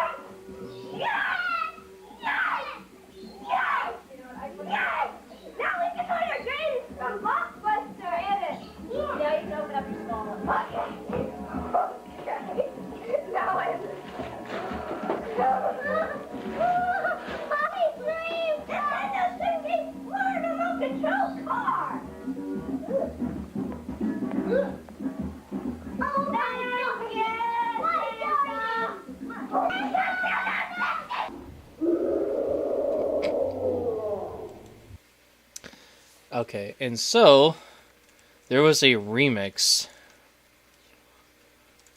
that I wanted to show because I think it was very funny. When this clip came out, there was another one that I think a lot of people were like, this one is an old... While many people would see this one, there was one that I believe was actually one of my favorites. And I'll show you. This was probably one of my very first video remixes I've ever come across, which had which had probably one of the most catchiest jingles I've ever come across. This was like, I was looking up YouTube poops back in 2007, 2008, and I came across, I was looking up, like, I don't know, you gotta remember, like, back in 2006, I was looking up Nintendo Wii launches, so you could just imagine, like, a year, around the same time that I came across YouTube, was when people were starting to post, like, Nintendo Wii launches, Wii trailers, all that stuff, so you could imagine, gaming is still pretty popular, as it was back in 2006, so, but what I'm going to show you here, the one I showed you before was the original, maybe some slowdowns here and there, but this one is a classic from a person by the name of Wii Baller.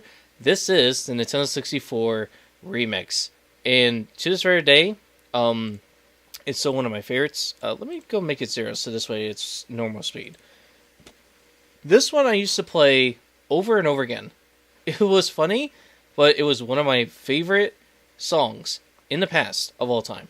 So I'll let you listen to it.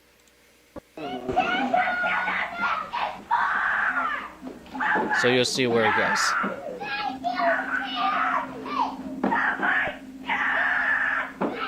Come on. Come on.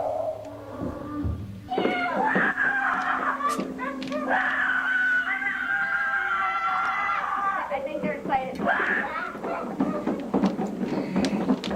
Oh, you know where it starts? It starts with yes.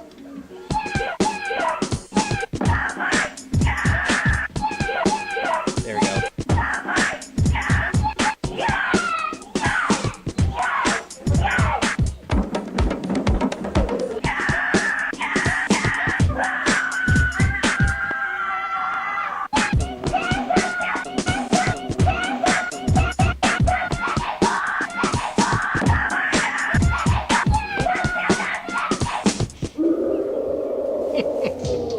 Love it.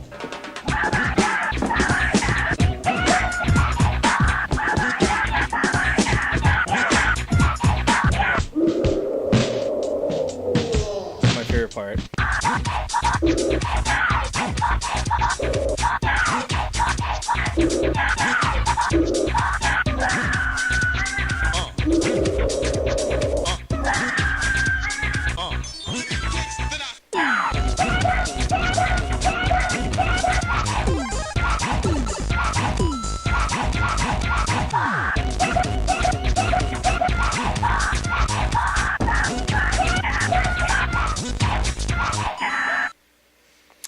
Oh man, such a classic. Oh man.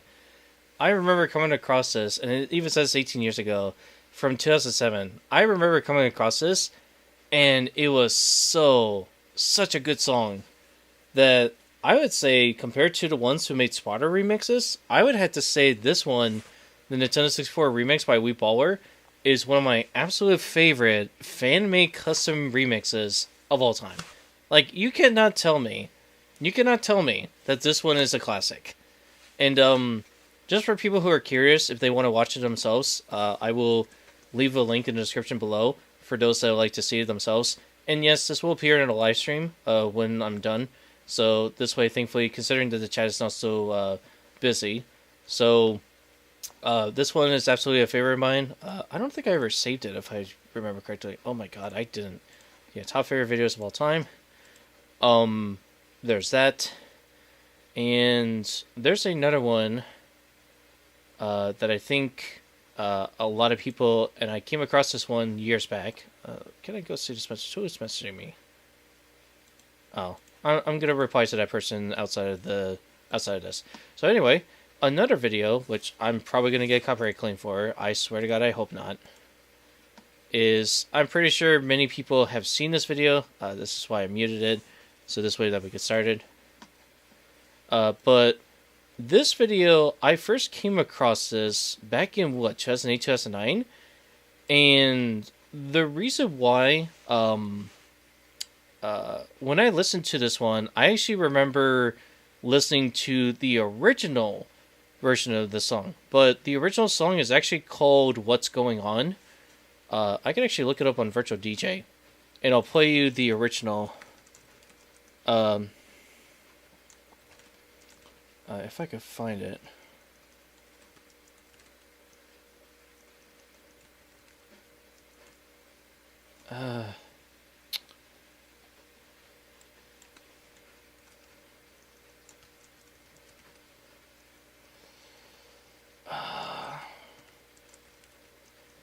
Do I not have the song? Like, I swear to God, I thought I had... I swear to God, I thought I had the song somewhere in my hard drive. There's no way. There's no way I didn't, because I think it was featured on my dad's Pulse Music. But I swear to God, I had it somewhere in here. And you're telling me I can't find it in my Virtual DJ? It's gotta be here. Oh, is this backed up files? Yeah, oops. That's the wrong folder. Here we go. Here we go.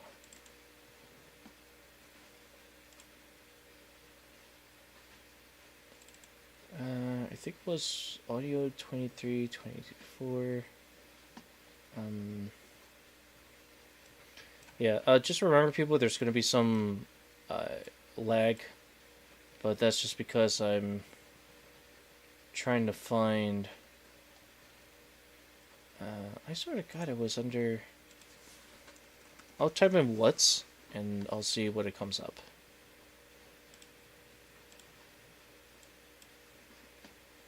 No, not what's love.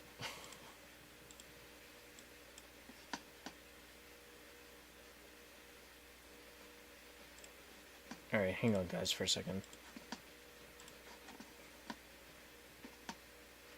Who's responding to me?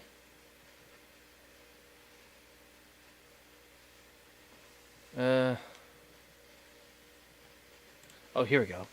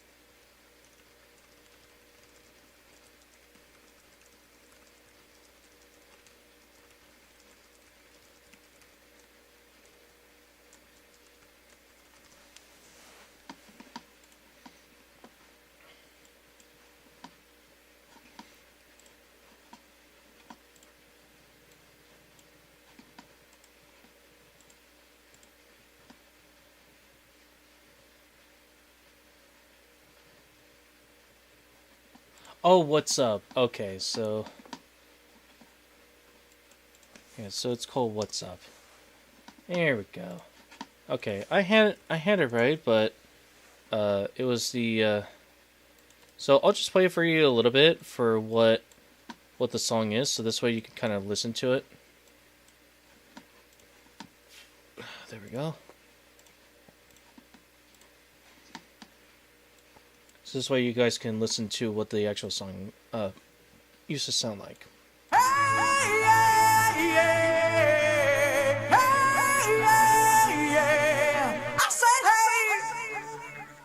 What's going on?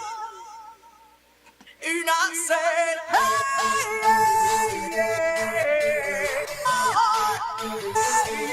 and I said,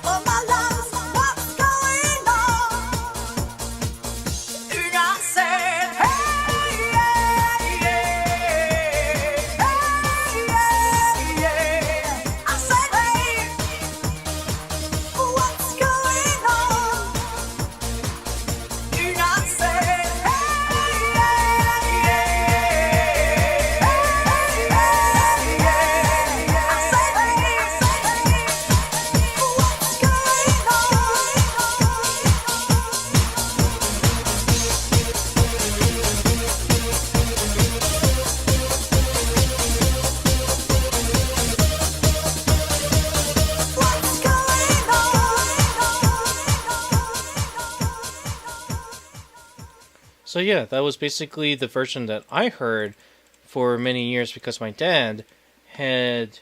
Oh, I'm sorry.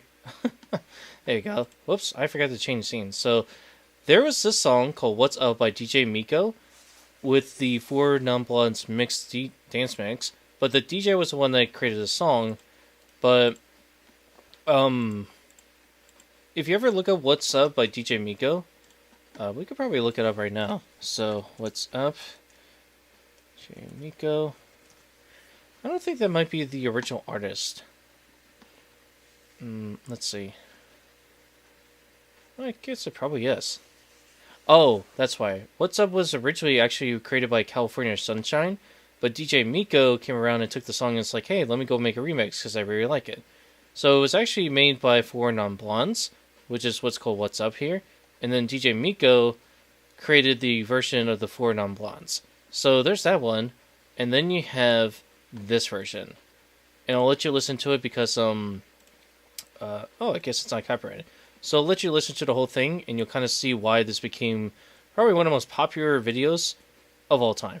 Unfortunately, the one you're seeing here, this is unfortunately a re-upload, because the person who originally did the video, unfortunately, it got taken down due to a copyright claim by the record label themselves. So I'll play it. And so I cry sometimes when I'm lying in bed just to get it all out what's in my head. And I need a peculiar. And so I wake in the morning and I step outside and I take a deep breath and get real high and I see from the top of my lungs what's going on. And I say, hey,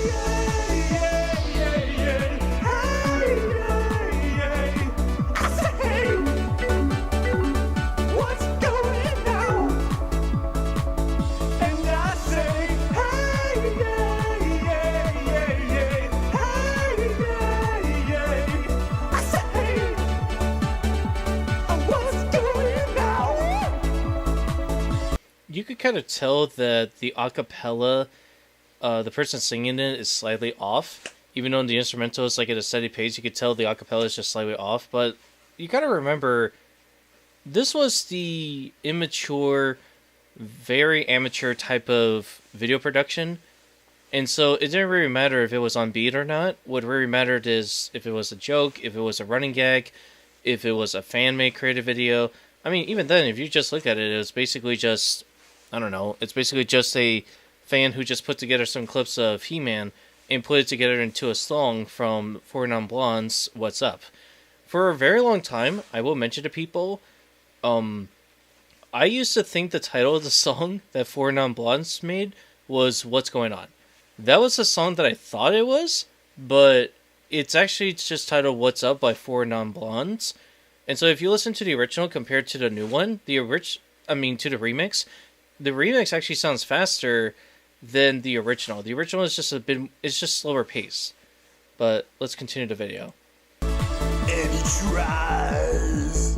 Oh my God, I try all the time in this institution. And he prays. Oh my God, I pray. I pray every single day. For a little shower. And I say, hey, yeah. Hey, yeah. I say, what's going on? And I say,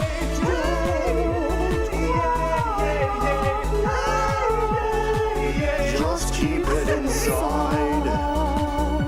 Learn how to hide your feelings.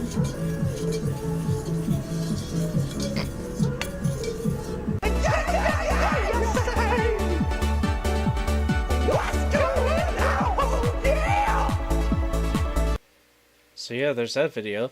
For those who don't know, this was actually featured on the If You Laugh or Smile You Lose from the React channel, which I believe was the first if you laugh you lose type of video that the Fine Brothers made, which unfortunately I'm actually glad they're kind of dead.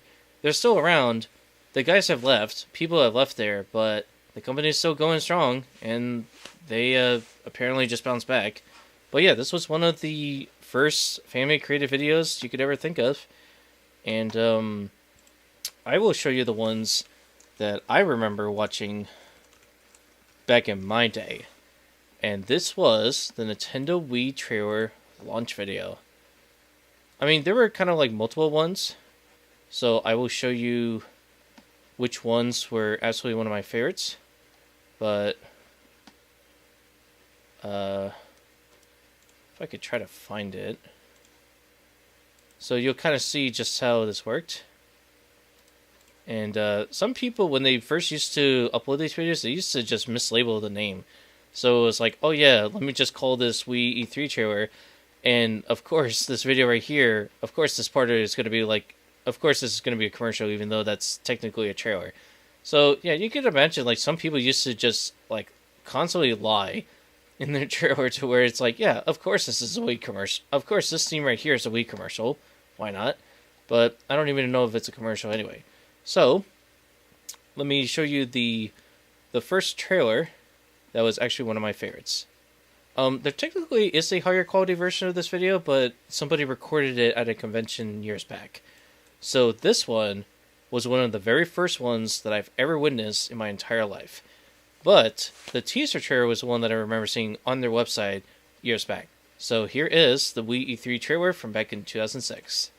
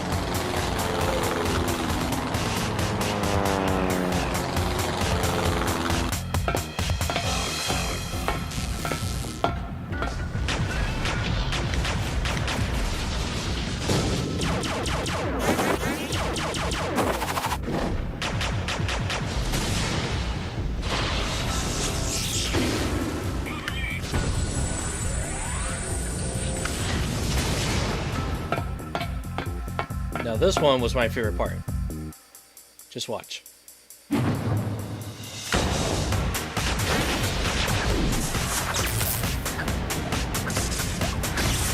Just the way that the guy moved like towards the right side, that was pretty good. But you can just imagine when I was watching this, like, I mean, this was at the time when the Wii was just about to come out. And, it just feels like it's been like 20 years since this came out. It just feels so weird. Because at the time when I first saw this trailer, it was like brand new to me. So, just memories.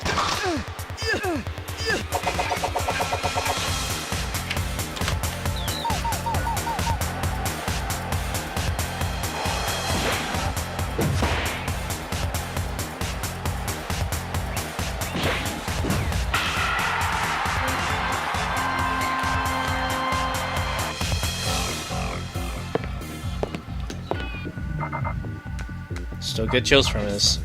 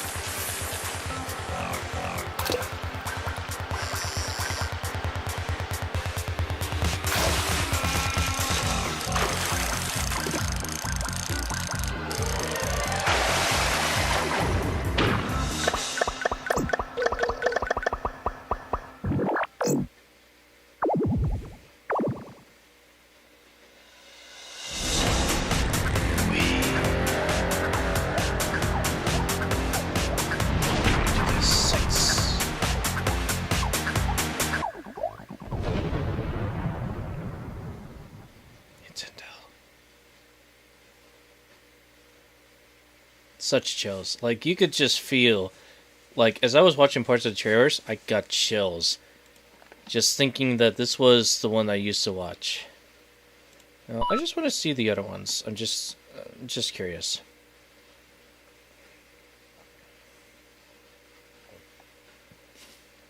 Come on. No, let's just play it.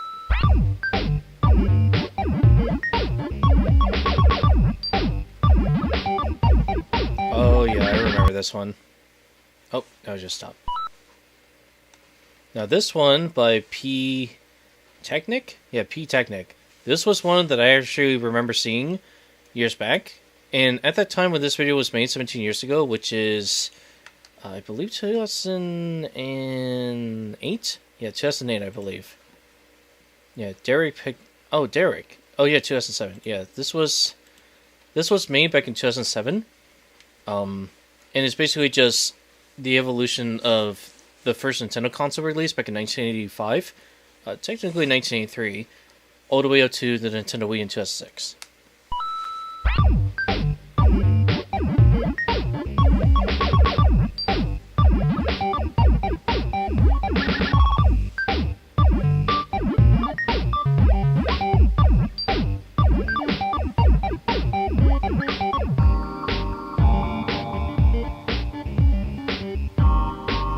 Go.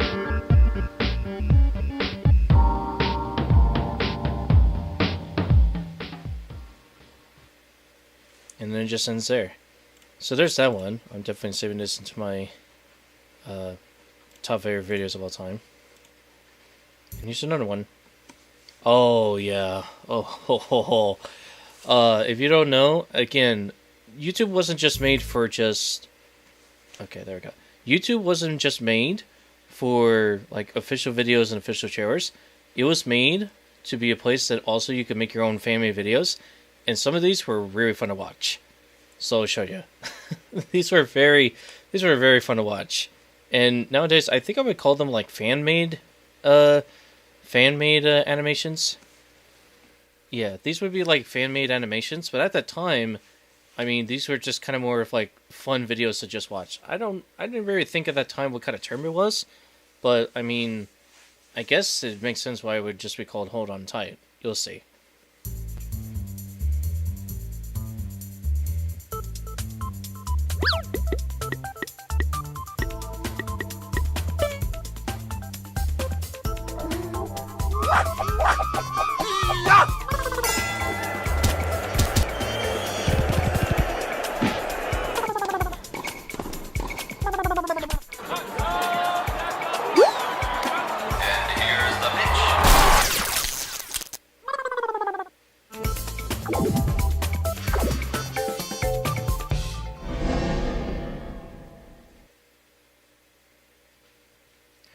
Oh, and for those that wanted to remember, why at the end of the videos you would always see like a website.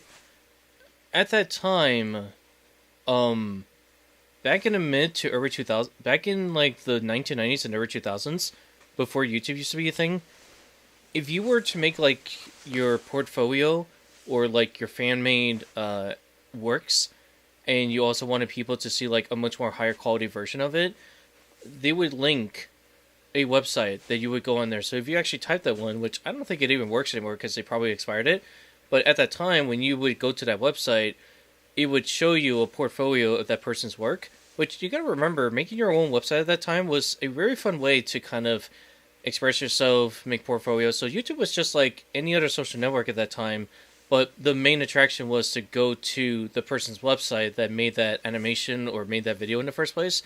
But nowadays, I would say, I don't know, ever since 2014, 2015, there really was just no point to make a separate website just so that you could showcase your work. I mean, technically there is like, let me just cut back to me for a second. So yeah, technically there was Squarespace, there is Wix, there's like pretty much easy to use type of website builders you could use, but at that time, like, you pretty much had to like use Blogger, Flash websites, HTML5 in order to make your own websites, which were not easy, but there were tools back in the day, which I don't even think I remember, considering I wasn't told back in the early 2000s what tools they were, but usually YouTube was kind of like an extension of your work, but you also wanted to make sure people just followed your website, which, I mean, for all I care, especially with We Hold On Tight, like, I don't even know if that website still exists anymore, but let's go. Before we do that, I would definitely subscribe to this person. I think this video is such a classic that, in my honest opinion, I really love it. But let's go on there. So I will mute the volume, and I will go to here. And remember, a lot of the videos back then were only 240p. So you could just imagine when you would click on some of these videos, they were like really low quality. Alright, so let's type www.super78.com. Let's see if it exists.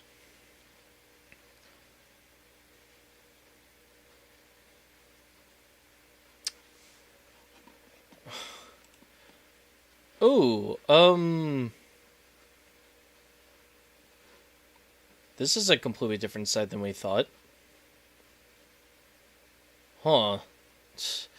Yeah, this is what I'm saying to people. I guess they kind of bought them out. So, this is why I would often tell people, you know, when it comes to animation videos, I mean, over time the websites will eventually get sold off, and then pretty much Super78.com, either they still have it, but they probably updated the website, it looks like, or they would pretty much, I guess maybe Reels? I guess they're probably still around, it's just that their logo probably updated over time, but I don't really know. And the web browser is just really slow, like, this is probably, like, really intense for my computer. Just a little bit, but not too much.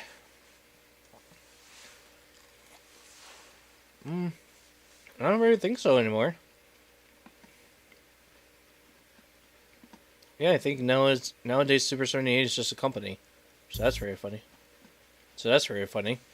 Yeah, that's why I tell people some of the websites that used to be there in these old videos are completely gone.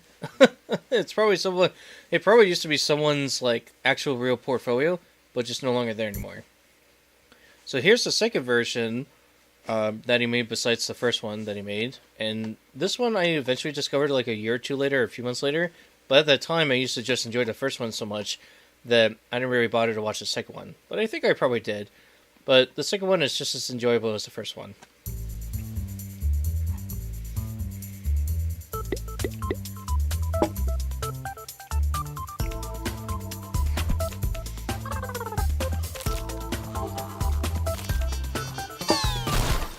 Oh.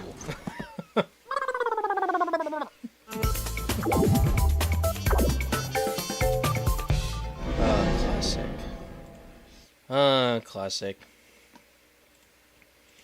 I also like that one too. So you could just imagine going back in time. Guys, please give me a second. I know you guys like to respond to my comments, but please give me a second. I'm still live streaming. But yeah, these were the type of videos, and these were made before I made my account on January 1st, 2010. Which this is why if you ever didn't see the community posts, that I made on January 1st, 2025, you'll probably know that I made a 15th anniversary comment post, but I technically didn't upload the video until January 1st of 2011, because at that time I was still learning how to do video editing. I probably didn't have my own software program, and remember, we didn't really have a laptop. So back on January 1st, 2010, when I first made my account, I was still using a Windows XP machine, but I probably didn't know much about like video editing software, audio editing software, so I used to just be a commenter. So you can imagine it wasn't until June 2010 when we got our own Toshiba laptop that had Windows 7 on it in 2010. That's when we started to like experiment with video editors and all that stuff. Eventually it got to the point where I started using it more often, and my second older brother was like, well, now my younger brother hogs the laptop more often. I need something that's for my own. So that's why in 2011, 2012, he got his own laptop, which then in 2015 he got a secondary laptop. And then now in 2024, 2 months ago actually, he got his own gaming laptop. So, but you could just see, this is what I used to do every week, every weekend. I mean, this is what I used to do, especially mostly on Fridays, Saturdays, Sundays, and especially during the summer break. I used to just go onto YouTube, find like random videos that I could think of, whether it was like Wii trailers, maybe some like movie trailers, game trailers, game informations, all that stuff. But I do want to show you a video that I think is just, or actually, let me go see what other thing I do wanted to show you that I think would be just fun to watch. I think teaser trailer. It's in 6. Oh, here we go.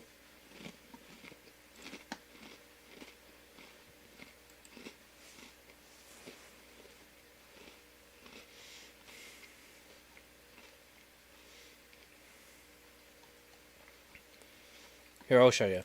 So, I'm going to show you, before I get to the one that I was going to show you with Mario Party 8 for Nintendo Wii, I'm going to show you one of the very first Nintendo Wii commercials, but it's just that, man, this is just taking a while. Okay, there we go. Oh, don't play the video yet. This was one of the very first Nintendo teaser. I mean, it just mentions first Wii commercial, but in actuality, this one right here was basically just a teaser trailer. The actual trailer was the one you just saw, but this one is the teaser trailer. So you just see how this goes.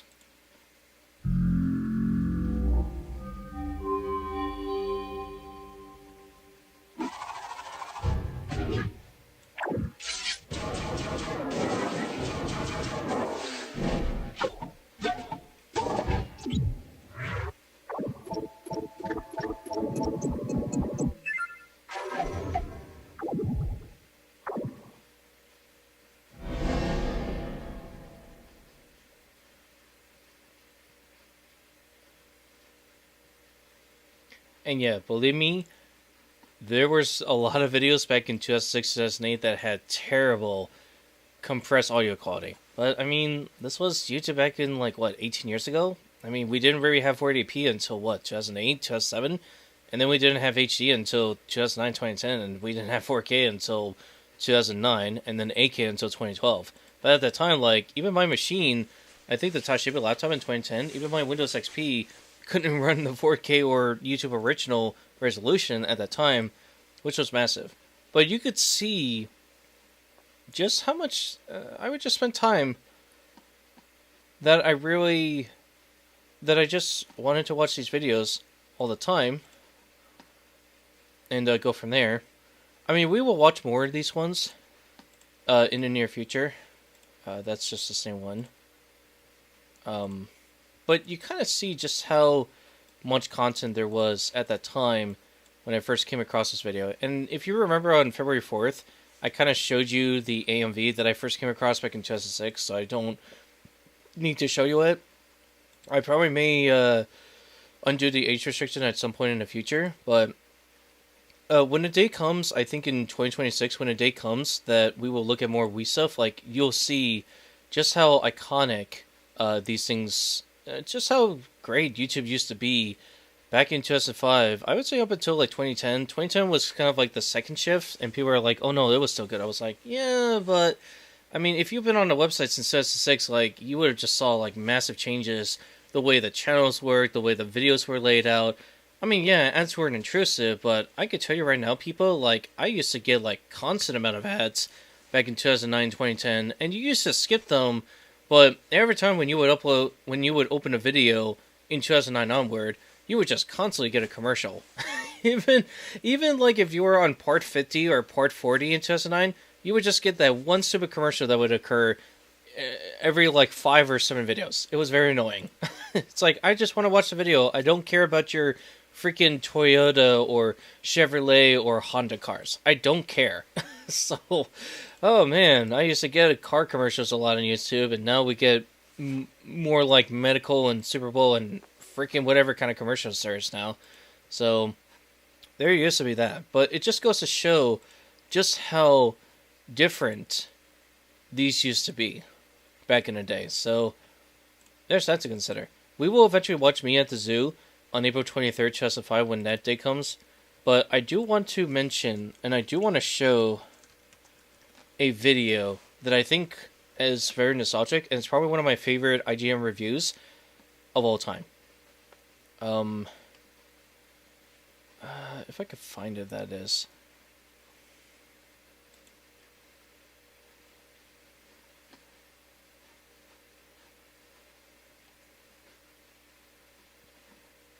No.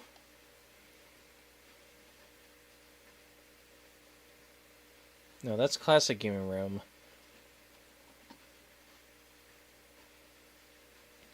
Oh, was it GameSpot?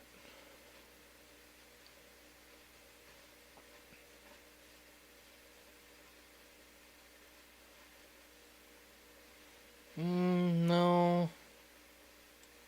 It was IGN.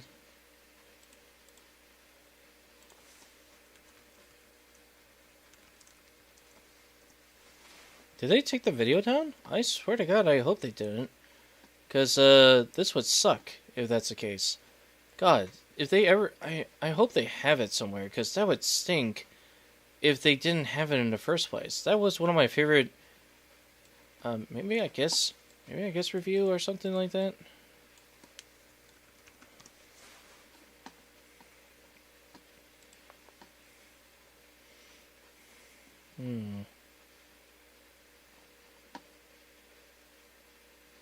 No.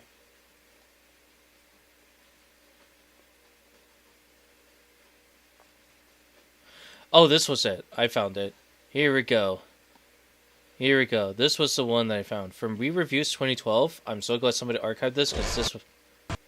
Yeah, because this would have been lost of time. This was absolutely one of my favorite ones. I thought IGN was the one that did it, but... I don't know who reviewed this or something. MU Forza or something? Like, I don't remember who did this review. But this one was definitely one of my favorite reviews for Mario Party 8. And the way that this reviewer presented it just was so good. I loved it, but I don't think the channel exists anymore. But this was one of my favorite... I'm sorry, let me rephrase that again. To this very day, this is one of my top favorite video game reviews of all time. Like, hands down, from an official company, by the way, that was in the gaming landscape at that time, this is one of, if not my top favorite videos of all time. Top favorite video game review videos of all time, I should say. So, let's get started. Let's go watch it and see how, and enjoy it.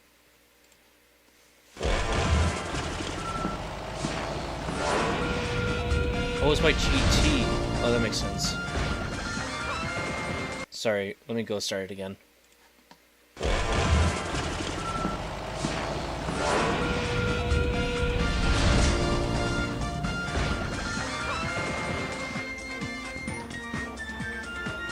Think that Mario renounced his hard partying ways?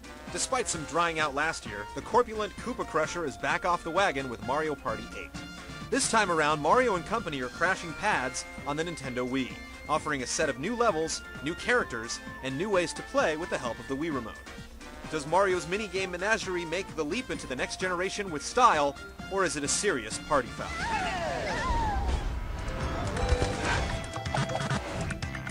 When the Star Carnival's in town, you can bet on Mario, Luigi, Peach, and all of the denizens of the Mushroom Kingdom to take part in the festivities. The main attraction of the show is the Star Battle, a no-holds-barred competition where the victor gets, you guessed it, a year's worth of free candy. It's wacky and tacky, but it's Mario. The last time Nintendo tried to make a serious story for a Mario game in Super Mario Sunshine, it was a disaster, so maybe it's best that the premise is kept paper thin here.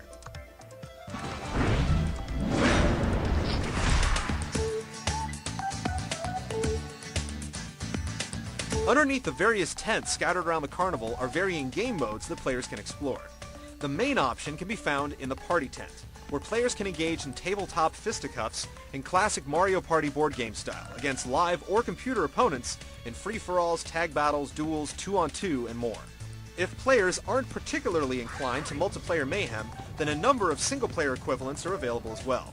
Star Battle Arena pits players against a single computer opponent in a gauntlet across all of the game's party boards, while the minigame tent and extra zone allow you to play each of the minigames at your leisure, arcade style. Okay, so for those who don't know, because I have the game to prove it, Star Battle Arena is basically just story mode.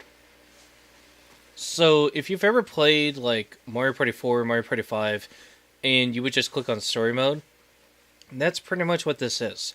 Story mode in Mario Party 6, however, is completely different because it requires you to just play the same 3 boards over and over again. And in Mario Party 7, the idea was that it was more like a cruise ship. So Mario Party 8 kind of went back to what Mario Party 5 and Mario Party 4 did with like a story, where you would basically pit against a computer player. So they kind of went back to what Mario Party 7, 5, and 4 did on the GameCube, and kind of brought that back into number 8. And you could easily tell, there's a lot of video artifacts and compression, but again, this video was back in 2007. So somehow this person probably got a hands on their video, and I'm actually glad for this because had they not saved this review, I guarantee you this would have been lost to time. It would have been very difficult. It would have been lost of time. And technically, I would say the way that this video did, technically it was 240p, 360p, so, I mean, this was kind of like somebody that just re-uploaded a video and just, here you go. But, Star Battle Arena, to make it short and sweet, is basically just another way of saying, oh yeah, you're gonna play story mode. And, to spoil it, I mean, considering it's a 18, almost 20-year-old game since it came out in 2007, 2008, basically, at the end of the very story, you face Bowser, and you use the Star Run in order to defeat Bowser for the 8th time in a row, and then you pretty much beat the game, and the year's worth of candy is the actual ending that you get for the game. But for every time that you complete the match and you beat the computer player in each of the boards that you go to, you will advance to the next one, and the next one, and the next one, eventually ending with Koopa's Tycoon Plaza hotel thing, and then eventually Bowser's own board game. So it's very similar to Mario Party 4, Mario Party 5, and Mario Party 7, where you basically would go through the story mode. Bowser will eventually make his own board game, and then eventually you will defeat Bowser in pretty much like a lengthy minigame. And when I mean lengthy, I mean like almost 3 different sets of rounds to go through, which I still think that Mario Party 5, in my opinion, was definitely one of the longest ones I've ever come through. Mario Party 7, I feel like you're just going up a tower. And in Mario Party 6, I don't think there was pretty much anything, I can't remember, but that was it. Mario Party 4, I would say Mario Party 4, Mario Party 5, and I would say, Mario Party 2 to Mario Party 5 had the longest amount of story mode I've ever seen. Mario Party 4, you're on this massive lava cube. Mario Party 3, you basically had to go through a single player. I mean, I never beat it, but I think Mario Party 3, you basically beat the Millennium Stars, so that was like a massive change. And then Mario Party 2, you basically just beat Bowser in every single game up until you get to the final one where you do defeat Bowser again. So Mario Party 3, I think, was the only game that I could think of where you basically defeat the Millennium Star. And that's pretty much it. Everything else, it was either you basically beat Luna and I guess Sun? I can't remember its name. So I will have to look that back. But again, Star Battle Arena, basically just a story mode. Let's continue. Successfully clearing party boards and spending time playing mini-games across all modes earns you Carnival cards that can be traded for various bonuses in the Fun Bazaar. With these cards, you're able to unlock goodies like additional mini-games, collectible figurines, a new difficulty setting, and various audio paraphernalia. This gives Mario Party 8 some semblance of staying power considering there's no online play whatsoever. And this franchise is absolutely begging for it. Well, this... Oh, wow. That was loud. Well, apparently, well, I mean, the thing with Hudson Soft, you have to remember, they're really good at local multiplayer. They're just not capable of doing... I mean, they could probably do it online multiplayer, but you gotta realize, at that time when Hudson Soft was kind of in a financial issue trouble or such, let's just say that they were just not doing very well. And by the time they finished this, which, to be honest, Mario Party 8 is the last Nintendo game that Hudson Soft worked with, until they got bought out by Konami, which then they went defunct, basically liquidized the company in 2010. Rest in peace, Hudson Soft. You were probably the greatest third-party developer, along with Acclaim of all time, hands down. I'm not going to question it. But I would tell people that Mario Party 8 was the final Mario Party game I ever got in my entire life. All the other Mario Party games I've seen later on, they were just retreads of the previous Mario Parties from 1 through 8. And Mario Party 9 and 10 would eventually get online play, but it's just that Hudson Soft just wasn't willing to do it because, I mean, here's the thing though, like, you got a massive amount of modes in like Mario Party 4 through 7 and then number 8, and it's like, why would you bother online multiplayer when you literally have like all these modes? And there's like one mode in what was like the extras mode where it felt like they brought back Mario Party 4 extra modes and put it into Mario Party 8. And there's one mode where you're basically riding a bicycle and you're competing against like 36 other computer players. It's a lot of fun. Yeah, the controls aren't great, but it's still a lot of fun. But this guy is like, oh yeah, it desperately needs online mode. I'm like, not every game is going to need online mode. Believe me. There already exists Mario Kart Wii, Animal Crossing City Folk, and for all I care, pretty much GoldenEye or Call of Duty Black Ops 1 for the Wii. Like, there's already enough online multiplayer games from first and third parties. Hudson Soft doesn't need to include that. Like, you already got Mario Kart Wii, you already got Mario Kart Wii, you already got Animal Crossing City Folk that does multiplayer, and then eventually you already got, I don't know, pretty much GoldenEye and Call of Duty. Like, there's already enough online multiplayer games that Nintendo focused mostly on local multiplayer and games offline. And I wish that a lot of companies would often do this more often, because too many games are just internet only, which sucks if the game never gets shut down, like The Crew or the Need for Speed Arcade one in 2015. Like, if those ever get shut down, that's it. You can't play the game anymore. But with games like what Nintendo did for Nintendo Wii, in my personal honest opinion, I personally prefer they stay offline. Don't get me started with the online thing. Like, the online that Nintendo used was very spotty. It was like a 50-50, whether you got it or you didn't. And especially if you had walls that didn't really do very well with 2.4 gigahertz, or if it was like raining or storming outside, you were getting pretty much nothing at all. And good luck trying to play online when the internet has an outage. Like, the electricity may be going, but if the internet has an outage, you're pretty much stuck. You're pretty much stuck to do something else. Which is why, personally, in my opinion, I prefer local multiplayer in pretty much local and offline stuff, rather than everything online. I mean, don't get me wrong, at the time it was a nice feature to use, but you gotta remember, the way I play games were still the same way that I did in 6th generation and 5th generation. So there's that to consider. Anyway. That said, the breadth of modes and accessibility options gives players flexibility in how and how much they want to play. And the card collecting is a nice bonus that rewards players simply for picking up the remote.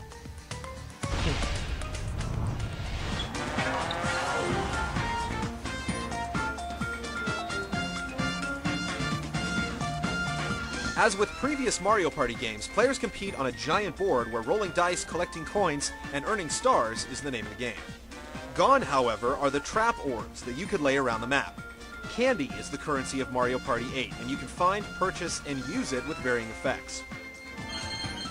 Some provide mobility bonuses like smashing multiple dice or springing to an opponent's space, and some add special impact effects to your character while they move. Bolo Candy, for instance, turns your character into a ball that Indiana Joneses every character that gets in your way, while Bite-Size Candy pixelates your character into 8-bit form, allowing you to pick up extra coins. The candy's most striking use is with the Dulo Candy, which allows you to smash 2 dice and challenge whomever you come in contact with to a one-on-one confrontation. Oh my god. I remember computer players, especially you put them on hard mode and they get access to that. You could just kiss your stars and coins goodbye. I used to absolutely hate, back in the day, when computer players used to get the dual mode one. And then if you had the dual mode candy, pretty much for me, I used to hold on to it for so long and would just discard it or just hold on to it because I know there's going to be some stupid computer player that's going to gain access to a dual one. And then when they get their chance to do it, they just, especially if you have every single player literally within like 5 spaces, within like, I don't know, 2 spaces apart. Oh man, you're going to be doing like all the 3 players and then that's pretty much it. And you just steal all their coins. Oh man, I used it. The dual minigame candy, in my opinion, was the worst one that I used to not like at all. I'm sorry, let me say it again. Dual candy in Mario Party 8 was one of the worst ones. It's the one candy that I never liked. I never liked it. Oh my god. It's a very cool mode. I kind of like it, but I kind of miss it when there used to be, I don't know, like, if you land on 2 spaces, if you land in the same space as the other person, like in Mario Party 5 does, you would basically duel them. Which is, that's always a lot more fun, because it's just like a coincidental happening of both of you just so happen to land on the same space. Either you're trying to get to the star, or you purposely did it. But this dual candy thing, oh man, I used to hate when computer players used to do this, because especially if you put them on hard mode, you can pretty much just kiss your winning or success goodbye. At that point, you would just lose. There's just no way you're gonna beat unless you're very good at the game. There's just no way with motion controls that you're ever gonna beat a computer player. Let alone if your motion controls are spotty at best. So, my oh my, this is a dual candy thing I used to hate a lot. The winner of the minigame challenge then gets to throw a dart, Wiimote style, at a roulette that takes either coins or stars from the loser. For better or worse, the candies, along with the varying tricks and traps littered throughout the boards, are great equalizers. Just like prior games in the series, it can sometimes mean that the best player doesn't always win, but it keeps everyone engaged to the last turn. As expected, Mario Party 8's minigames incorporate the use of the Wiimote's motion sensing capabilities, and for the most part they deliver. There are a few exceptions where the controls feel like they could have been better suited to a standard D-pad or analog stick control scheme, but most of the minigames are fun enough that you won't mind. I mean, you kind of have to get used to them, because a lot of times, if you're going to move with the D-pad up or down, the D-pad move up, down, left, or right, you kind of move the machine anyway, but the camera is where you move the Wii remote. So a lot of times, I think the camera would move the Wii remote and you would just press the 2 buttons. Yeah, I totally get that too, but I mean, you kind of get used to it over time. So I'm pretty sure that Hudson Soft, when they made those, they kind of were told, yeah, use as many motion controls as possible. But in my opinion, they kind of looked at it and said, okay, well, what would be more comfortable that people would just get used to over time? And remember, some of them were pretty difficult. And some of them, I mean, especially the one where you had to shake a soda can, oh man, that thing used to like soar out my hand and wrist so much. It felt like as if I was using the squeezers that my dad and I just did just like 2 hours ago. It used to hurt so much. Fun bonuses include simplified versions of Wii Sports, baseball, and golf, remixes of old games like Jump Rope, and a set of all new minigames that are unlockable with the Carnival cards. You can also use customized Miis within the game in lieu of the cast of Nintendo characters, adding further to the fun and fervor that Mario Party 8 has to offer. The level of customization and personalization available in Mario Party 8 and the intuitive fun of the Wiimote make it the quintessential party accessory of 2007. What few control weaknesses are present are overshadowed by the inane fun and competition, a host of unlockables, and addictive minigames. Mario may have fallen off the wagon, but his party game is back in fine shape. I'm the superstar.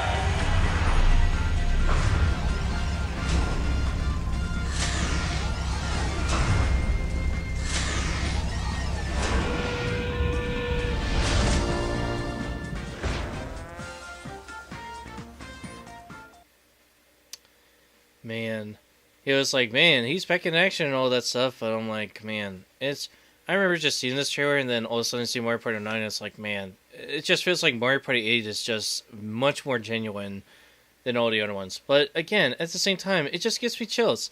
But I just didn't know it was GT trailers. I didn't know it was GT TV, so I kind of forgot. Oh well. But yeah, no doubt about it. It's one way if you still also like this one. But there's that one. But yeah, I would definitely tell you people, like, this used to be one of my absolute top favorite videos of all time. Like, absolutely top favorite videos in my entire life. I love it. Let's go see what people are up to. And say, looking forward to watching how bored can you be. Continue to watch this small car documentary. It's about a rapper return to Hitman. Anything but this video, please. I'm not bored. It's just that when you're streaming late at night, especially when it's 11 p.m. until 1 in the morning, I get it. I sound bored. But the idea is, I like to input a lot of commentary into the videos and go from there. So I'm very sorry, Don Dark, if I sound boring. If at any point you don't like the video, I mean, a lot of times I'll just play the video by itself and do something else. But I sure don't sound bored. That's just the way I talk. I mean, you gotta remember, it's like, I mean, if you look at the clock in, like, the corner of the screen, like, I think over down here, you can pretty much see that it's, like, 1 past in the morning. And this is usually the only time I do it. Again, it will change over time. So I just have a lot to say. But, anyway. One of the things I will end on, as I promised, is one Patters video, and then one Driver Through Joe video, and that's pretty much how I'm going to cut it here. So I will go over more of YouTube's 20th anniversary videos in like part 3 when we get to April 23rd, 2025. So we'll get to that point. But I do want to do at least one Driver Joe and one Patters video before I call it a night. So I feel like this one, it's like, yeah, I already watched that one, so every anime power explained. Did I watch this one? I don't remember if I did. I don't think I ever did.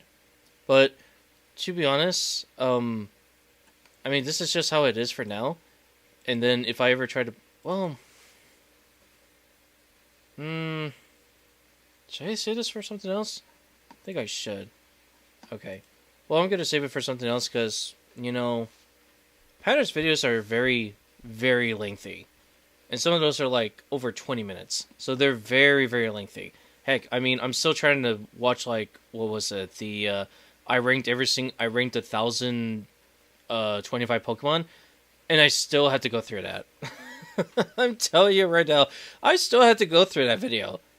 I still had to go through, what was it? I ranked all 1,025 Pokemon. I've been trying to watch that one for nearly 8 months, past 8 months, and I still can't finish it, because then I gotta put in, like, what my top favorite Pokemon is, and, oh my gosh, and I had a comment of it at one point, around that time, like, within 3 months after he posted that clip, and then I lost the whole comment. I was like, oh my god, it just felt so horrible.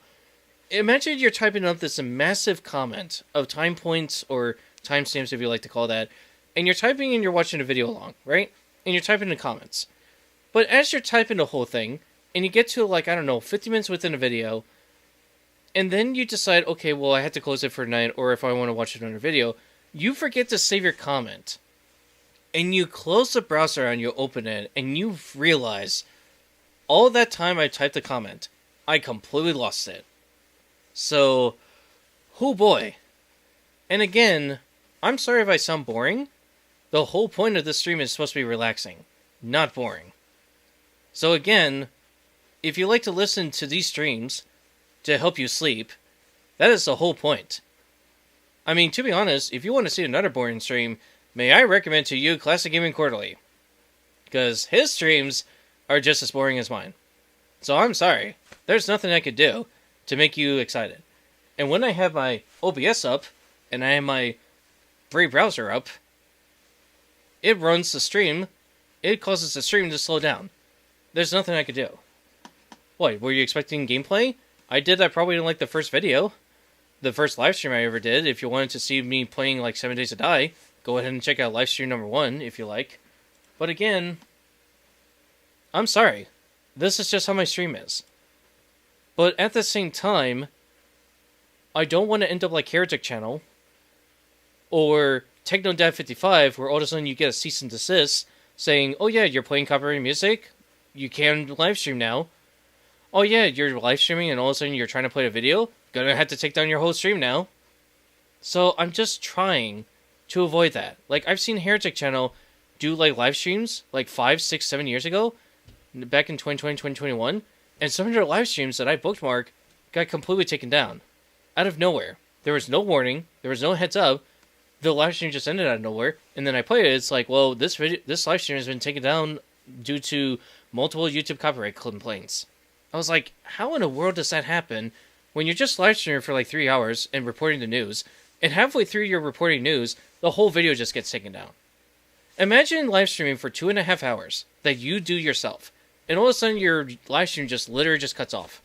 And then YouTube gives you like a notice and email and be like, oh, I'm sorry, your live stream got copyright claimed, or multiple copyright claims occurred.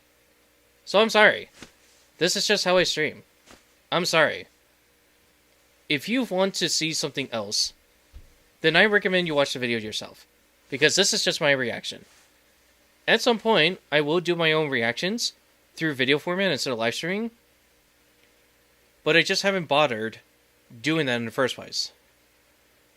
There are other things that I have to deal with in life. I have exercise fitness trainers I have to deal with. I have Pathways for Exceptional Children DJing program to deal with. I have Game New Art Design and creative writing class to deal with. I have the social skills practicing business type of class I have to deal with. So there's a lot on my plate. And not to mention, my sleep is just so bad that I don't even sleep until 4 in the morning. I'm sorry if you find this boring. I'm sorry. I'm not trying to point you out, Don, to make you feel bad. I'm just saying to you that live streaming is actually a lot harder than you think. And especially when you're recording and live streaming at the same time, it could take a lot of storage up, and it takes a lot of your time, and it could take a lot of energy. So that's why I sound tired, because it's been a long day. And considering how obese I am, over 260 pounds, yeah, you will be a lot more tired if you're 250 pounds and above, or basically like, I don't know how you would do that in kilograms or grams. When you're overweight, you're more likely to be tired than if you're skinny. I'm just saying. And now, imagine me looking at this camera and there's a freaking light that's blinding my eyes for the entire session. Sorry. So instead, let's see, is there...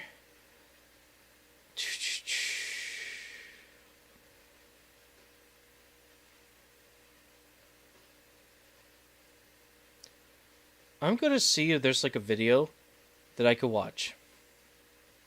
Just one of them. And... oh, here we go. So, for those who may not be in the awareness, Generation 10 is coming up. And Pokemon Day is coming up too.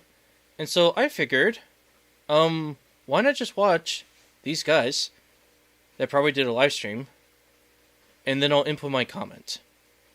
Halfway through the pausing video, I will inject my comments for maybe like a few minutes, or maybe like a minute or two, and then just see how it goes.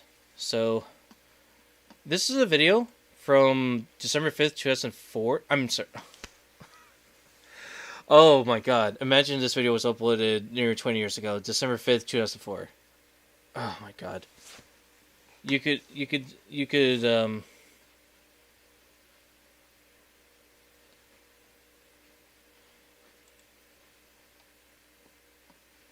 Oh my god, I can't believe I said December 5th, 2004 at that point.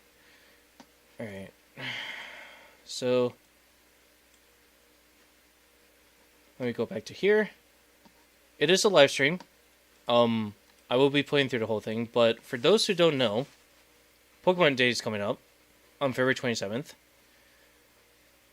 And I figured that we should watch Hidden Power Podcast, everything we know about Generation 10 Pokemon's 30th anniversary. I mean, technically, they already did, like, Pokemon Day.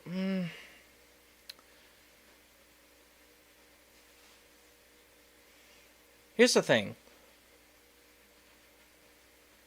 Should I watch this one that I had in my tab for 2 months? Should I watch the one in 2025 and 2026? Or should I go into Pokemon Day 2025? And remember, I didn't ask these people permission because I just wing it. But at the same time, I may look bored, but that's just because I'm just tired. So there's that. But you know what? I mean, let's go into 2025, 2026, because that's a bit more interesting. And let's go from there. So, yes, of course, I will play this part right here and go from there. Just loading it up. And then we'll start it off. Make it 1080p. There we go. Alright, so this is... Oh, is my video blocking away? Oh, that's probably why. Oh, I'm very sorry. Come on, play the video. Okay, there we go. I have it muted. Let's unmute it. Alright, so this will be the final one. I will try to play the other game, but if it goes past 2 a.m., unfortunately I'm going to have to end the stream. So without further ado, this is Everything to Expect from Pokemon in 2025 and 2026 by Hidden Power Podcast. Let's begin. Welcome back to Hidden Power. This is a Pokemon podcast, and today we are predicting every single thing that we could see from Pokemon and Game Freak in 2025. Some of these things we've heard about from the rumor mills. Some of these things are confirmed, like Pokemon Legends ZA, but there's so much we don't know. We want to talk about the release schedule for the Nintendo Switch 2. We want to find out when Legends ZA will be revealed, and also discuss all of these side games and other projects on mobile devices, as well as the Switch, that could be brought into the fold and incorporated into the main series. And of course, this would not be a Hidden Power podcast without discussing the future of Pokemon. We will also be looking a little bit into 2026 to see what kind of games we could receive then, which is Pokemon's 30th year anniversary. My name is Dusty Go-Goat. Today I'm with the Lumios Post. Hello. And Soul Silver Art. What's up? Guys, let's. This is going to be a fun episode today. It is currently December 31st, and we are talking about the future of Pokemon. I'm excited. Okay, just to make a disclaimer before we move on. If you know me, I'm always late to video uploads. And you can see the amount of tabs I have. So many YouTube tabs that I still had to get through. And a bunch of this. When you get to the point when you're out of high school and you start going to college, you're having your own family to deal with, you're having to deal with work and sleep, you don't really have a lot of time to do YouTube videos as you used to 10, 20 years prior. So for me, even though I may be 29, yes, I'm almost 30 years old this year, kind of wacky to think about, I can't keep up with every single video that's uploaded on this platform. And so, that's why a lot of videos that you will see is either years old or months old. And the only ones that I would be able to catch live is Lost Paws on Twitch. Every other streamer that I've come across, either I completely missed them or had to watch a VOD. So, that's why I'm very sorry to people that be like, wait a minute, I watched this one a month ago. Oh, I watched this one days ago. I'm sorry. There are times when I have other things I want to be able to watch, and some of these videos are like hours long. It's almost like watching long play archives, like long play of this video or that video. House of the Dead 4 or Panzer Dragoon Saga. Which, by the way, those videos are 3 hours longer. Some of them even 8 hours longer. So it takes a while. I'm sorry. Let's get on to it. Do not worry about when they mention a date. That's just when they did this recording on New Year's Eve, 2024. And let's get back into it. I am look, here's the nice thing. We know for a fact, just to start off with what we know for a fact, Pokemon Legends EA releases this year, and that's enough for me because I didn't get a Pokemon game last year. I can say with certainty there is a Pokemon game this year. Dude, the drought has been crazy. I've been enjoying playing older games, but I don't know, my eyes now are on the prize. I'm looking towards Pokemon Day 2025. That's what? Disclaimer. 2 months away. Disclaimer.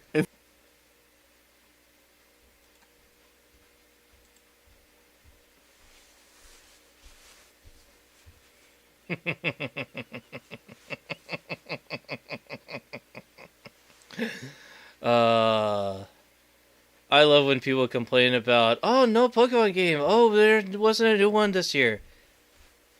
And here's the one I'm showing you that came out that year.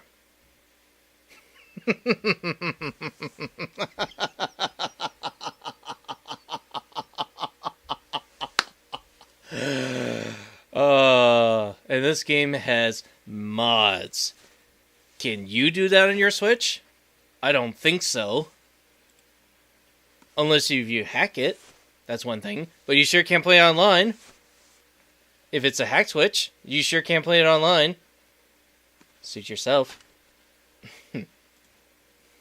I always say 99% because you never know. If something. Oh, hang on. The volume's too low. My bad. That should be better. Imagine they do something like that where it's just like, there we go. We have unfortunate announcement. Yeah, we are delaying Legends EA until 2026. We have to publicly delay it. No, that's not happening. That's not happening. We get a trailer like next week, and like they don't even say like they're delaying it. It just like it's this really cool Legends EA trailer. You're excited, and then at the very end it goes November 2026. Yeah. No, that's not happening. Legends EA. Okay, if we got a bingo card, Legends EA is the freebie. Legends EA is right smack dab in the middle. We are getting Legends EA. But when? Yeah. And that's what we're gonna play around with today. Okay. Again, when you have games that are so graphically intense, not to mention having multiple elements in the game at the same time, of course you want to delay the game. I mean, heck, even the director of, what was it, Tears of the Kingdom? He had to delay it because they were like, well, we still need more time to polish the game, make the game look nice, but even when it came out, 30 frames per second, it still felt like as if it wasn't patched very well. And, yeah, people started to realize the Switch wasn't as powerful as it used to when it first came out. And here I am on PC and literally be able to play any kind of games with emulators of older consoles that don't even sell anymore. Zio is the one that has a bigger game collection than these guys. And of course, yes, there is digital games. And of course there would be physical. But, in my opinion, hey, if Steam Unlocked allows me to download pirated versions of certain games, I'm all happy for it. I'm fine. I don't need to worry about losing the game. So even if Palworld decides to like get taken down from Steam, like you could still use the local servers. The online servers would just be supported by the fans. It's just that it won't be supported by the company anymore. So it would still be supported through the game if you downloaded it or bought the game in any way, anyway. But it would still be supported by the fans. And if you especially download like certain versions of the games, you could still use your old mods you had from the previous versions. Unless if you weren't there to download the mods, you're kind of screwed. So, anyway. So right now it is right back. December. If we're I'm gonna say we're getting nothing in January. I have heard some people online say, we heard about the DLC in January for I think it was X and Y as well. Okay, that's a core memory. This is the same region. So that could happen. And this is the same region. We could get a trailer. Honestly, that is actually not even that crazy. I was going to say they would just save everything for February, for the end of February on Pokemon Day. But actually, it would be kind of interesting if they start the year right, they give us a ZA trailer. That kind of deflates any sort of negative press that could happen, right? That kind of deflates all of our like anxiety. And then a month later, they're able to now... They actually might want to do that because I think what that does is it actually resets our brains. The gears are turning. So when Legends Z, so when we get a trailer on Pokemon Day and they're promoting other Pokemon products in games, right? Pokemon Pocket, Pokemon Sleep, Pokemon Go, Unite, etc. Run the Gambit. Maybe there's a new game in there, right? And maybe like a new mystery dungeon. I don't know. Whatever random games that they want to give us. It kind of like deflates our negative expectations for ZA. It kind of like allows us to sit and enjoy and pay attention to other Pokemon products other than ZA. Because I remember when we live streamed Pokemon Worlds, we were just yapping. We were too excited for a Legends ZA trailer and never got it. Like it's gonna happen. Honestly, I want to lock that in. I think January. I think we could see some news in January. I think so as well, dude. Dusty. Yeah, I'm gonna let you in on a beautiful little thing. Not January, this month. What? You know what I mean? What do you mean? When this is dropping, it's January. Oh, We're recording this December 31st. Yeah, dude. Yeah. But This in a matter of days. I'm gonna take that a step further and be like, it could be like you just said in a matter of days. It could be next week. When's a better time? They're not going to do it closer. All right, I'll cut this out then. I'll cut this out. I'm just saying. No, keep it in. They definitely keep it.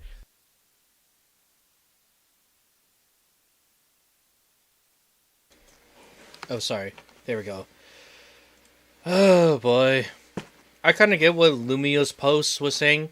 What if the announcement came out the next day on January 1st? Good freaking luck, man. You could keep coping all you freaking want. But it finally did. Eventually it did in February. Late January, early February. Didn't come out in December, though. But it did eventually come out in January, February. And that's for sure.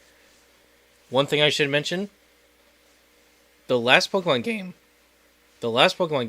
that I ever bought in my entire life was my Pokemon Ranch on the Nintendo WiiWare store.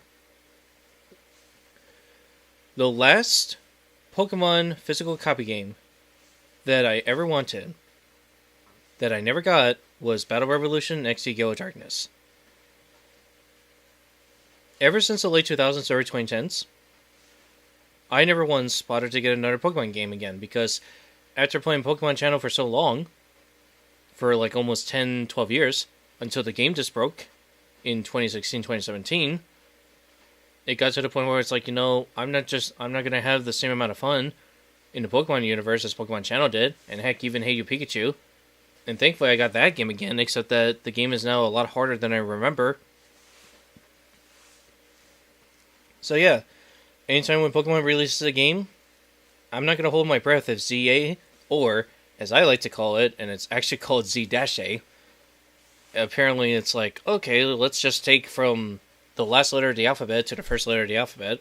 Okay, that makes sense. But we'll continue. It's not going to be closer to Pokemon Day, so early January is when they would do something like this. And I have something even sweeter for you, even though you don't care. Ku himself is one that has said this. And so tell me. Yeah, I am. That's wherever you're hearing that from. I'm not as confident personally in his source, whoever they may be, of dates and times. Masuda. Because we've had a few dates and times messed up. And maybe that's just delays and people being pushed back or whatever. Or maybe it's just this source isn't that great for his dates and times. Sure. I don't know. I'm faltering in my faith a little bit because it's been a little rocky, let's say. And it's a game of telephone, too. How many sources are there? Is Ku getting it directly from a guy in Game Freak? Or is Ku getting it from a guy who has a guy who has a guy in Game Freak? You know what I mean? Yeah. Yes. So, just to say, he said that there was going to be, I'm going to just say quote-unquote news in October. And then he said, actually, the October stuff didn't happen, and it's going to happen in January now. Okay. So that's what we've heard, but I will put another disclaimer on it. I made a tweet about this as well. He never said that it was going to be a new trailer or anything like that. He just said that it was going to be pre-orders for Legends ZA. So it's like it could be a trailer. It could be because like how do you do pre-orders if we don't know anything about the game? No, he was right. This was something I actually did check because it's been so long since I checked. The heck was that sound? Oh.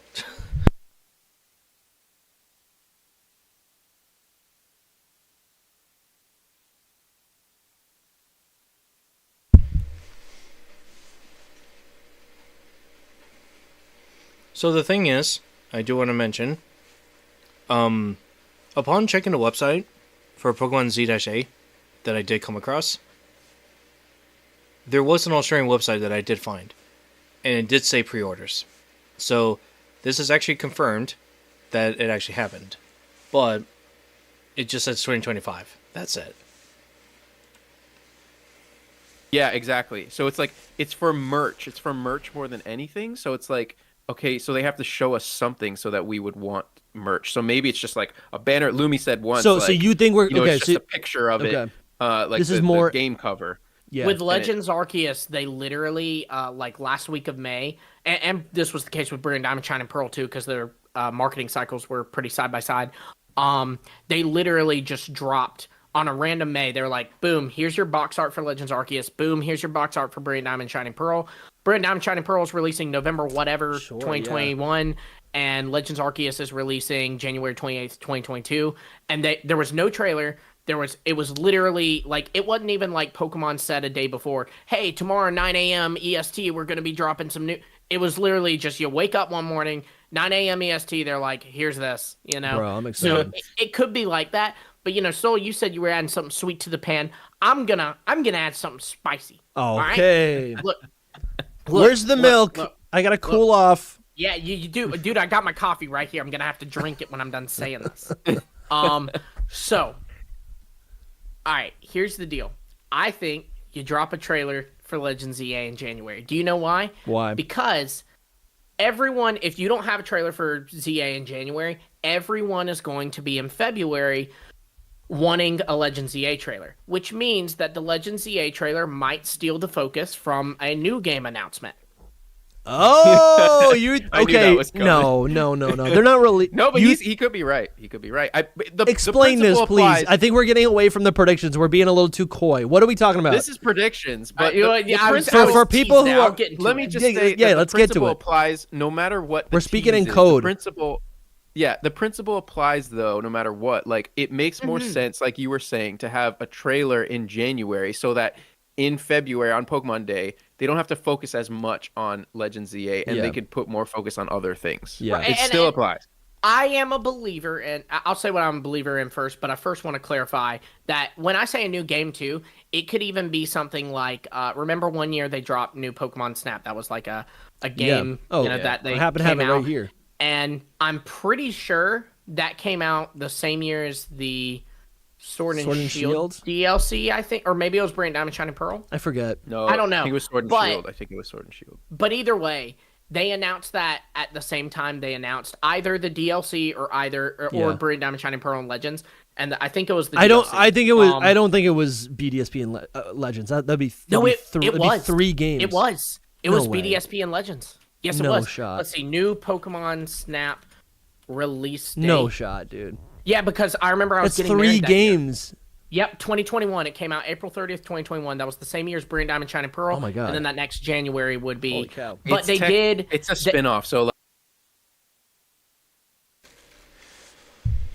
Well, he's actually right about that. And for those who may not know, when Pokemon Day 2021 came out, which by the way was the 25th anniversary, people tended to forget that the reason why there are so many games in 2021 was because it was Pokemon's 25th anniversary. It was Pokemon's 25th anniversary at that time, around the pandemic. There also was a Post Malone virtual concert. There was new Pokemon Snap. There was an announcement for Brilliant Diamond, Shining Pearl that came out in October 2021, and then the announcement for Legends Arceus in 2022. And then, when Pokemon Day 2022 came out, was when Scarlet and Violet was announced. So you gotta remember, a lot of announcements were made in 2021 and 2022. And the quiet years were mostly 2023 up until 2024. So this is why I'm curious to see what they'll present for 2025. But Nintendo, as for Directs, may not have a Direct until April 2nd. So we will have to wait and see. But yes, Lumiose Post, I'm so sorry if I mispronounced it. I almost called it Lumos. I'm so sorry. I'm not used to Pokemon terminology, so forgive me for that. But again, Lumiose Post is actually right. They came out in 2021, and the other ones came out in 2022. But New Pokemon Snap, I would say, is a spinoff. I have seen a video where somebody talks about what they like about it versus what they don't like about it, and how it could have been a better game. But, I mean, since it's almost like a 4 or 5 year old game at that point, like, oh my gosh, even New Pokemon Snap is 4 years old. And if I feel that's older, I would say Pokemon Channel is 22 years old, Coliseum is like 22 years old, XD Galaxy Darkness is like 20 years old, and Donkey Kong 2 this year is going to be 20 years old. A lot of the stuff from the early 2000s are going to be 20 years old. And now, a lot of the stuff from the mid-2000s to late 2000s is going to turn 20 years old. And now, in the mid to late 1990s, a lot of stuff is going to be 30 years old. So we're getting old. A lot of the stuff that used to be new in the past is getting older. And before you know it, people, by the time the 2020s get passed by, and then we go into the 2030s and 2040s, now you'll realize they're all 10, 20 years older. So this is why I should tell you to enjoy the moments and enjoy the things you have now, because I guarantee you, you're probably not going to get that same experience again when you when you move on from it, and go on with life as like an adult. And believe me, the world of the adult life is a lot harder than you think. Moving on. Like they know that people... Yeah, they put it off in the... But Anyways, they okay. announced Yeah. new Pokemon Snap, I think, like a year prior. Okay, so... No, I don't think it was that soon, that early. Or long. Didn't they announce it in Right. like it was like the first ever presents, let's see, announcement date. So what do you guys think is gonna? So you do think? I think let's lock this in. I almost want to go month by month. Let's lock in what we're gonna be. I think there will be a new game because A here's new my game thing. revealed on Pokemon Day. On Pokemon Day. A On new Pokemon Day. And I new think game for that's why- 2025. You think we're gonna get 2 Pokemon games on Switch in 2025? Yes, but let me define that. Please. Let me define that because, like we just saw, in between January 2021 and January 2022, we had 2 mainline Pokemon games, Brilliant Diamond, Shining Pearl, and Legends Arceus, but we had 3 Pokemon games because there's also new Pokemon Snap. And so this could just be a spin-off game, you know, a new Mystery Dungeon, a remake of a Mystery Dungeon, a Ranger, I don't know, but Ooh, Lumiose Post, I hate to tell you this, in 2021, if you ever watched the present again, there were 5 Pokemon games. 2 of those, one of them was a remake, one of them was a spin-off, Legends Arceus was the other one too, Pokemon Cafe Remix was there, and then, I can't remember what the 5th one is, but Lumiose Post, there were 5 games that were announced, which includes Cafe and updates to Pokemon Unite and Masters EX. So, and then in 2024, we got Trading Card Game Virtual Pocket, or Trading Card Game Mobile, which was the one that came out in October 2024. So, not a lot of games came out in 2024, but the Trading Card one came out in 2024 for mobile devices. And I mean, technically, you could emulate it on like BlueStacks or something for Android users, but I don't know. I don't think the app would kind of load very well on BlueStacks, if you ask me. But there were 5 Pokemon games. Only 3 of those were major announcements. Just saying. I say that to say it still would behoove them to put out a ZA trailer in January, because when I'm watching, if I have not gotten any keep in mind that Pokemon Day, if we don't have a ZA trailer by... Yep, there it is right there. New Pokemon Snap, 2021. Pokemon Unite, 2021. Brilliant Diamond, Shining Pearl, 2021. Legends Arceus, 2022. So, I hate to tell you this, buddy, there were 4 games that were announced, and then there were updates to Cafe Remix. So, Cafe Remix came out in 2020. Pokemon Apparently Smile, a toothbrush game, came out. Oh, Rescue Team DX came out in 2020? I completely forgot the Rescue Team DX came out in 2020. I thought that game was 2018. I don't know, I might be mixing up the dates, but thank you for this. And then eventually, by the time we got to Legends Arceus re-release, I'm sorry, not re-release, by the time we got to Legends Arceus, and then Pokemon Day came in, that's when we got the announcement for Scarlet and Violet. And then, we got, around that same time, that's when we got the announcement for, maybe a teaser trailer for Detective Pikachu Returns, but eventually they went into more detail a year later. So, these two were the only ones, these two, Sleepin' Detective Pikachu Returns, were the only two that came out in 2023, and then the only one that came out was Trading Card Game Pocket. That's pretty much it. So, thank you to whoever brought this up to correct Lumio's post to realize, here are the actual dates, according to Bulbapedia. Oh, I should mention, speaking of Bulbapedia, YouTube is not the only one that's celebrating their anniversary. Bulbapedia is celebrating their 20th anniversary. And no, I'm not kidding. Bulbapedia and YouTube somehow started on the same exact day as each other. That's wild to think that Bulbapedia, Cerebi came out in 1998, but Bulbapedia came out in 2005 to kind of copy Wikipedia's format, but still. Bulbapedia 20 years ago? That's insane. That's insane to think about it. There are a ton of social media sites this year. Fur Affinity, Bulbapedia, websites. There's YouTube, there's Fur Affinity, and there's Bulbapedia. And I can't wait to see what other social media came out this year. Social media that came out 20 years ago that is now 20 years old. That is wild. And now MySpace is like 25 years old, and DeviantArt is 25 years old this coming August. God, I feel old. Anyway, back on topic. Pokemon Day. It will have been 1 year since we heard anything about Legends EA. And I say that to say about that though. When I'm watching that presents, and they're showing, hey, look, here's new Pokemon Mystery Dungeon game. Yeah. I don't give a crap. Get past this. Yeah. Don't show me the Unite stuff. Don't show me. I don't care about any of this. I'm sorry, man, but there are people who do care. And again, if it's a Pokemon property that they're still supporting to this very day, they're going to show it no matter what. I'm sorry. You don't like that game? Tough freaking luck. It's going to be presented anyway for those that actually play it.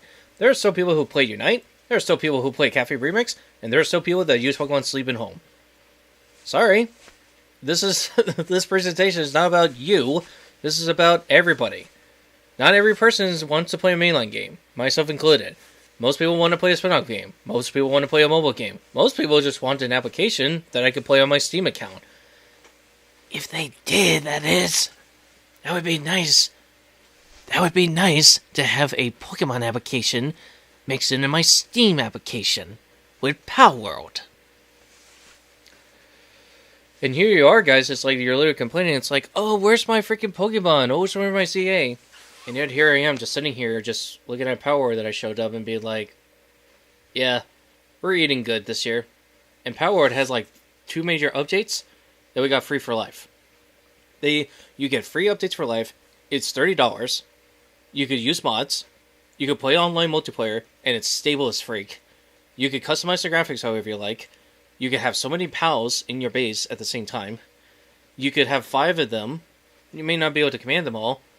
And my favorite part, you could fight alongside with them, or not. You could fight alone. And mods. Mods has been the one thing that's caused me to keep playing Palworld to this very day. 7 Days to Die, the same thing too. Imagine if we had Pokemon equivalent to 7 Days to Die. I would. If we had a Pokemon Call of Duty Zombie or 7 Days to Die type of game, where it's Pocket Monsters but in Zombies universe, and it played like as if I was back in Call of Duty Black Ops 1 or World at War, I would play it in a heartbeat. That type of game I would love to see Pokemon literally do, and they refuse to do so. Why? I guess they don't care about their mature audience.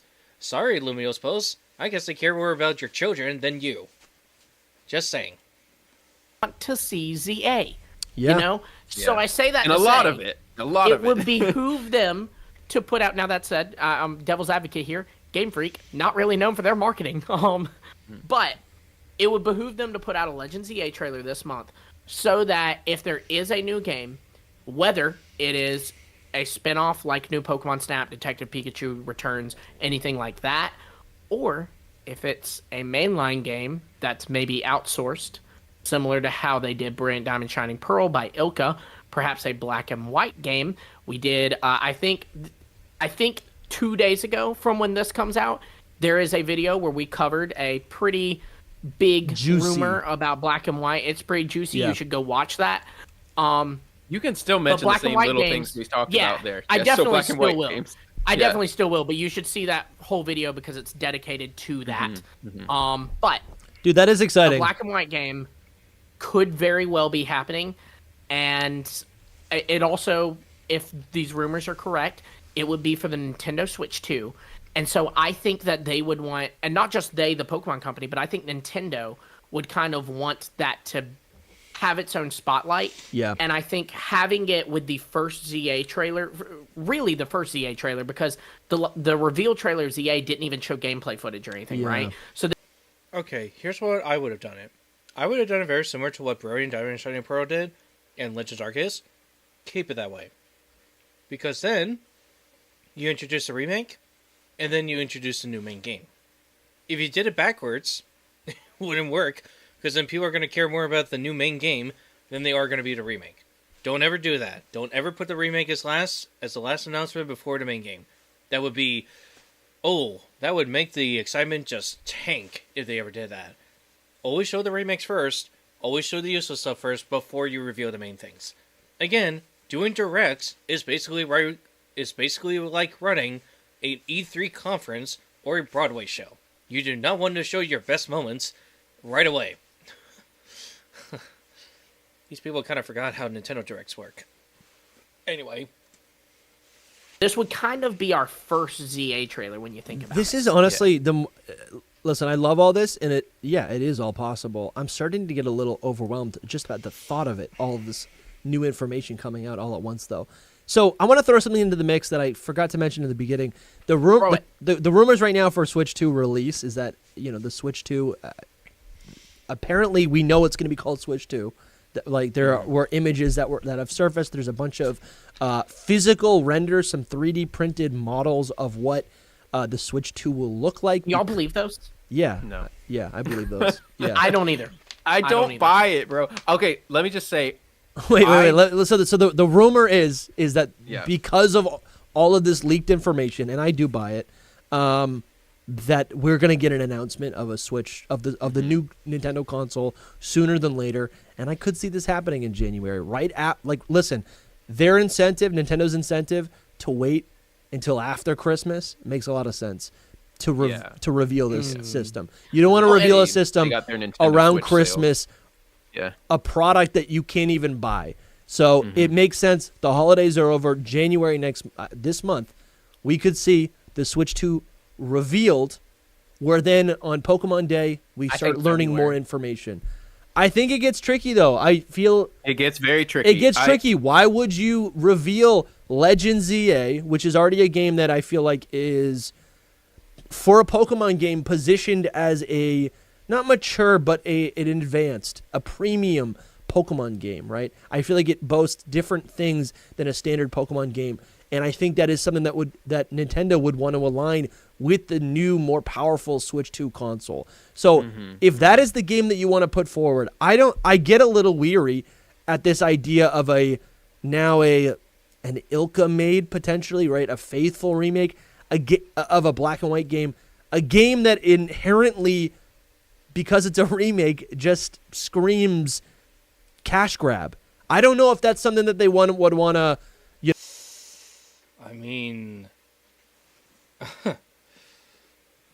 I mean, the lessons we learned from Game Freak being like straight up just one-on-one remakes, I should be glad I didn't buy those. I still think Heart Gold, Soul Silver, and Fire Red and Leaf Green are the best ones. Omega Ruby and Alpha Sapphire, I think they're okay, but oh boy, they treated Gen 4 like crap. And Ilka could actually do really good games. It's just that what Ilka was told to do was bad. Ilka could go further than that. But because of what Game Freak and Nintendo told him to do, is what caused the game to be garbage. It's not the company itself. It's the boards who are in charge of Gen 4, Game Freak and Nintendo, the Pokemon Company Inc. It's always those three that caused, and Creatures Inc. as well.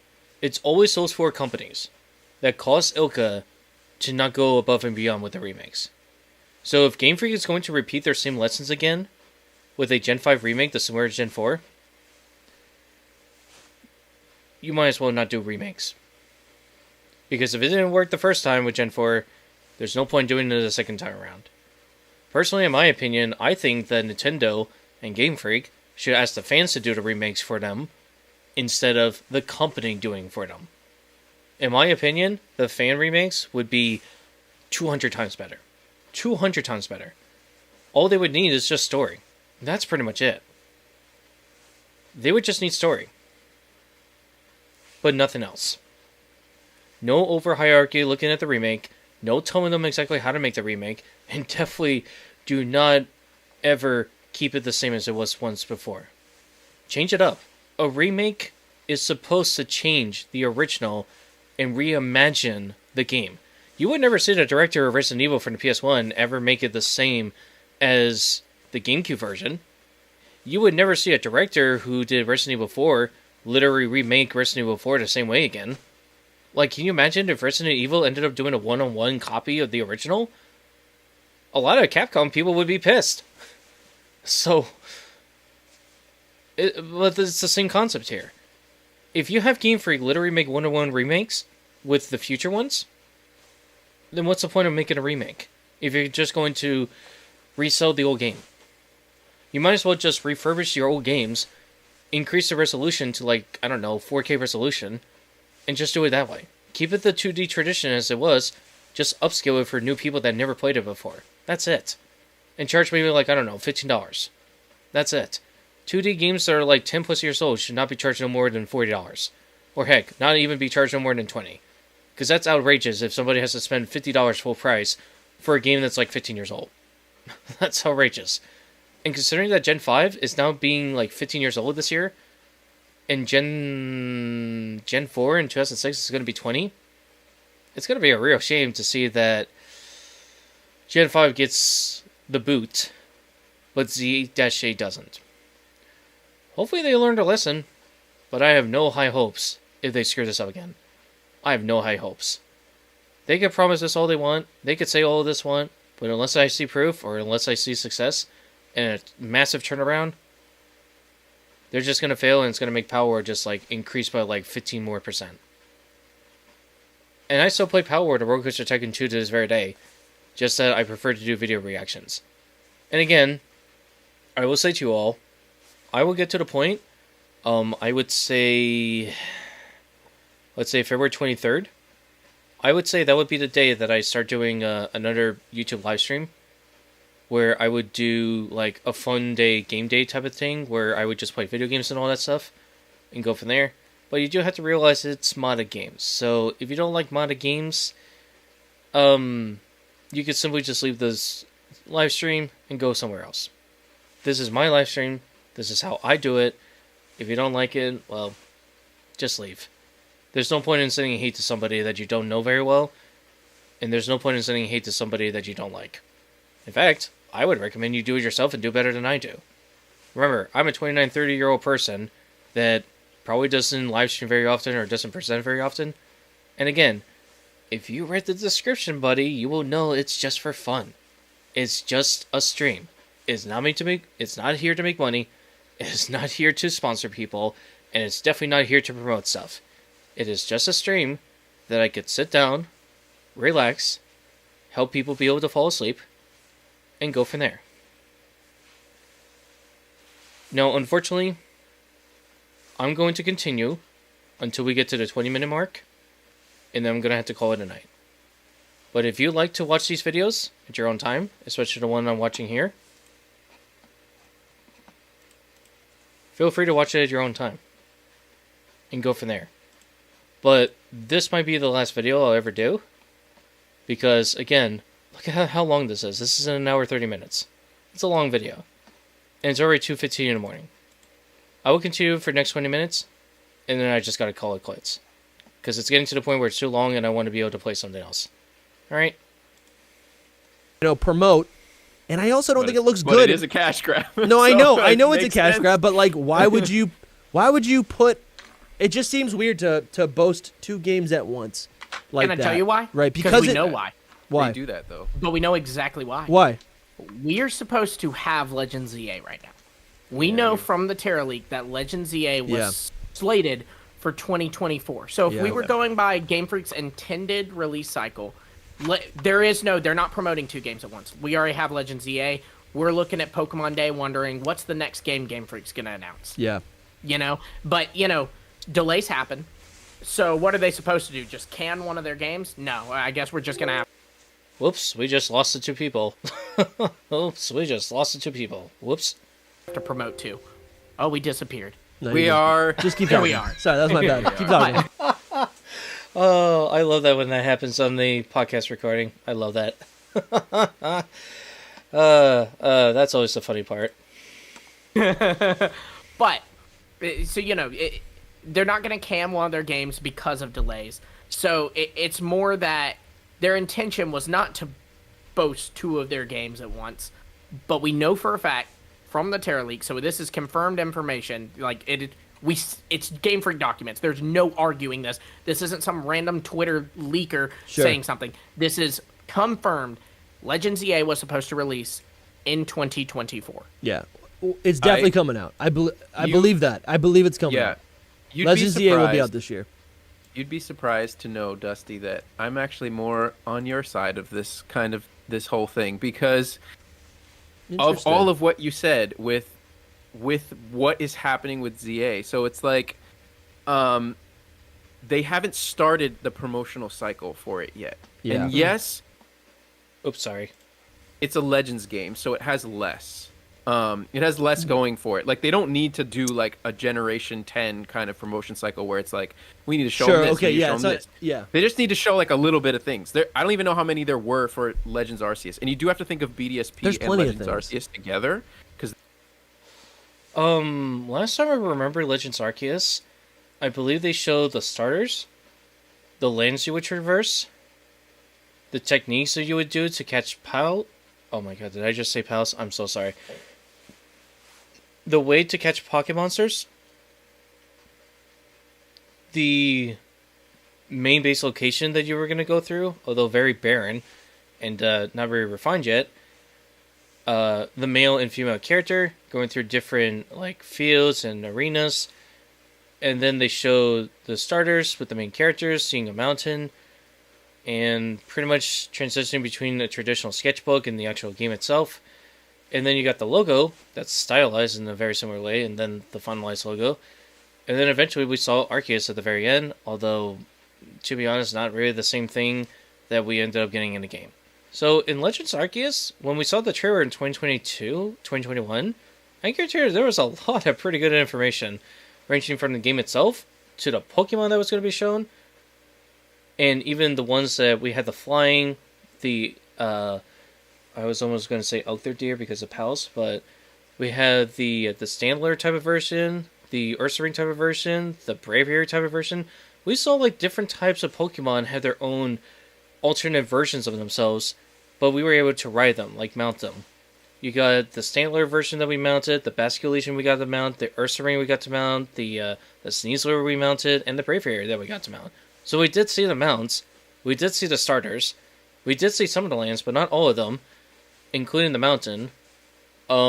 We did see one of the bosses, I think only 1 or 2 of them, and that's it. We saw how you would stop the boss in the first place, so there was a lot of good information.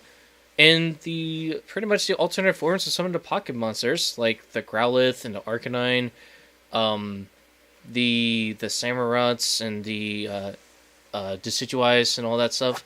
So we did get to see alternate versions of different Pokemon, just that we didn't know what type they were. So that wasn't until when the game came out, or later on we got more information by the time that E3 2021 or Summer Games Fest came along, that we got confirmation, okay, this is what's going to be included in the game.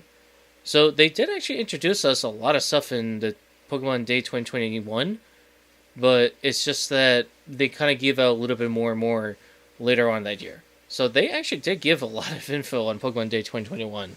So there was a lot of info about it. And it came out after the Brilliant Diamond Shining Pearl one, which I still remember a lot of people would say that it was probably one of the most disappointing ones ever. So I'm not shocked that Brilliant Diamond Shining Pearl ended up as it is.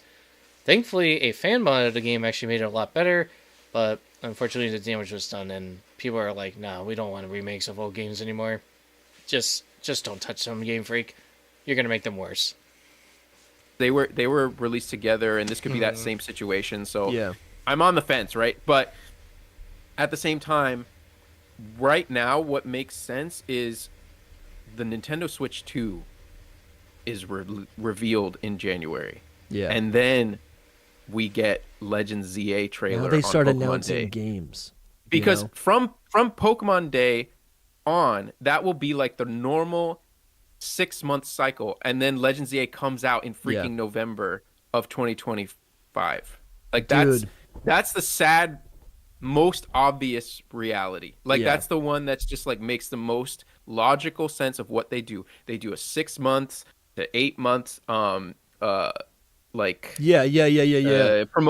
promotional cycle for their game that is at the end of the year. That is when people buy games the most because it's the holidays, so like that's their big flagship thing. And this is all saying that while Lumi was saying all of this about Legends ZA, it used to be, all we know is that Legends ZA was on the Switch 1, but possibly they could be reworking it to be on the Switch 2, which I think sucks personally. I think it's not a good idea because I don't think it'll be that great. You'll be like, oh, this is not that awesome because I think it was originally developed for the Switch 1, and it's just like I think it's gonna look good, dude. I think it's adaptation. I've heard it'll look better. I've heard that take. I'm not buying it. I do think I think it's gonna look good. It'll look fine. I'm just saying that it's not going to be the best that it could be. Like, it's not going to be Gen 10 levels of like because it was developed. Like, this amazing development started 3 years ago, but it's going to look But you great. kind of want that. If you're the Pokemon company, you want that, right? Because you don't want it to outshine Gen 10. If you're the Pokemon, I see what you mean. But at the same you don't time, want to release the Gen 10 trailer and everyone goes, "How did you just make this amazing looking Legend CA game?" Now listen, that already happened. That already happened with Legend of Arceus. Well, and they don't want it again, right? Because dude, Scarlet and Violet, they got slammed for that when that first came out. Okay. Ooh, I would hate to tell you this, Lumio's post. When Gen 8 came out, people also slammed it just as much as Gen 9. When it got to the point where people were like, hey, why is my favorite Pokemon not included? Oh yeah, we just locked like 900 Pokemon in Gen 8. And then they decided, oh, we're going to release it as DLC. I'm like, you could have just put it in the base game instead of putting it in a DLC? Oh, I still tell people, I'm like, well, I don't care if you think Gen 9 is worse. I still think Gen 8 is pretty bad. The way that they kind of locked all the Pokemon, and the way that the game was a lot more linear than the previous generations, and they didn't even bother to change the animations of some of the Pokemon from the previous generation. I'm sorry. Wow. I mean, Game Freak has been pretty much cheap ever since Gen 6. I'm very sorry. Ever since, I would totally agree with somebody that ever since they did 3D on a 3DS with Gen 6, they have not... It took them a while to realize, Matsuda, the guy that was in charge of the Pokemon franchise, personally, when I heard the news that him and his other friend, Kenichi, I think that was his name, when he and his friends stepped down for Pokemon, I was happy. I was like, finally, these mother freakers are gone. And people don't realize those two men were the shitheads of the franchise. They may have been there for a lot longer, but they did not know how to make 3D games. They knew how to do 2D games, but they did not know how to make 3D games. And you're like, well, people don't really have a lot of time to do these games, so we're just going to make them very cheap and easily. They completely forgot about the gamer side of things. They completely forgot there were people that could play more than 2 hours of video games. Again, yeah, I get it. There's some people that don't have time to play. There will be a day to do it. Especially for me, there will be a day to do it. Of course there's going to be not many days. Probably the only days I could definitely say would be more like the holidays, bank holidays, and freaking, I don't know, summer vacation. That's it. Summer vacation and winter holidays are like the top two that most people will play video games the most. Why do you think that after when school gets out in the north, they literally play video games? Why do you think when the winter holidays come out, the people in the southern hemisphere get out of school? Because they don't have to deal with work. And not to mention, around that time, there was a massive culture shift in the way that the world operated. And now being more connected than ever, 10 years later, it's a lot harder to go back to the past 20 years prior when people didn't have to be connected to the internet 24/7. I mean, even me, I didn't connect to the internet 24/7 for most of my time. I just did it on my own free time because I didn't want to feel like going to school that day. But I had to go to sleep anyway because that's just life. And it just feels like as if I'm sleeping in the wrong time zone. A lot. So again, as a person that's been staying up all night ever since the year 2000 at the age of 4, it's been a hard thing for me to even care about tomorrow because, well, two things. I don't like when tomorrow's going to come because I need more time in the night. And two, most importantly, I just don't care about life. Why am I going to bother having to work and care about real life when the internet already provides me so much entertainment that I don't need anything else? Just saying. Let me see. All right, we're almost getting there close. So, fun idea, right? If we're thinking outside of the box, if we're trying to, with Game Freak, you got to be a little shifty, right? Because they're quick. They do things that you'll never predict, right? And yeah. What if they do no something? No one's going to predict 2 games on Pokemon Day. I'll give you kind of like a funny example, and then I'll give you the one that I actually think, the layout or the timeline that I actually believe. What if Switch 2 drops and they go, guess what? Oh, we got a little remaster of a Gen 5 game for you. Go buy it on your new Switch 2 console, right? And then ZA drops actually at the holiday time. I can't see that happening. No, that would be way crazy. I know, but that's why I'm like, okay. It would be crazy. Imagine they do something insane like that. That's actually they're not going to do that out of order. That's not going to happen. That's not impossible, though. It's not impossible. It's not impossible, no. Can I just say, though, I said that I think that Pokemon Day, they're going to announce Black and White remakes. Yeah. I never said that I think Black and White remakes will come out this year. Yeah, so... yeah, but the problem is... And this is how they would do it. When you say that, though, the problem is Gen 10's the next year. So they're going to only... and it's the freaking 30th anniversary. They're going to focus on I think it'll be Gen like 10. Legends Arceus. Yes, it'll release, but in reverse. Right at Pokemon Day. Yeah, but... Because the thing is, they're going to want the 30th anniversary to be... Remember how it was with Sun and Moon? Yeah. You were constantly being fed something Pokemon. You had Pokemon... Or, in my personal opinion, remember when Pokemania was a big thing in the 90s? Remember when you used to have, separate systems, like the Game Boy and the GameCube? Remember when internet was just a brand new thing in the mid-2000s when people started going on there more often? And the year 2000 and the end of the world in movies? Remember when Pokemon used to have an annual movie release every year? I would tell Game Freak, I'm like, it would be nice if we went back to those days. It would be very nice. Personally, in my opinion, I think if there was a big shock that I would love to see, what if Pocket Monsters would appear in people's music videos? And I don't mean the regular forms of Pokemon, I mean anthro forms of Pokemon. They would be the main singers. They would have their own music that would be akin to boy bands or girl bands or R&B or electropop.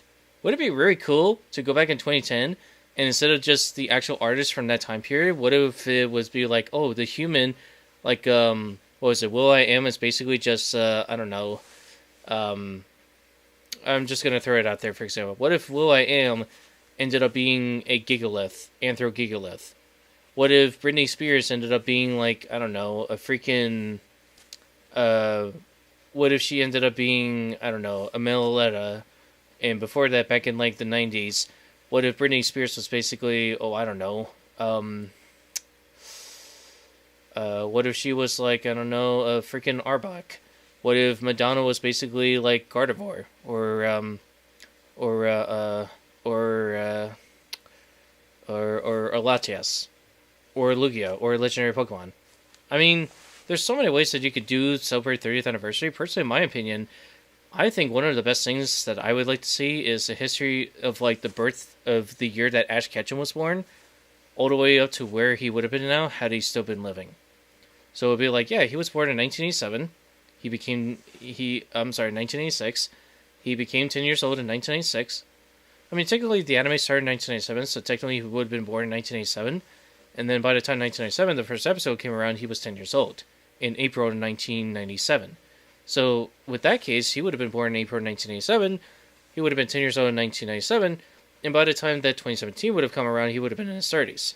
So, he would have been a millennial, which is why Ash Ketchum is so memorable, because he was a millennial that cared about the stuff that was happening outside.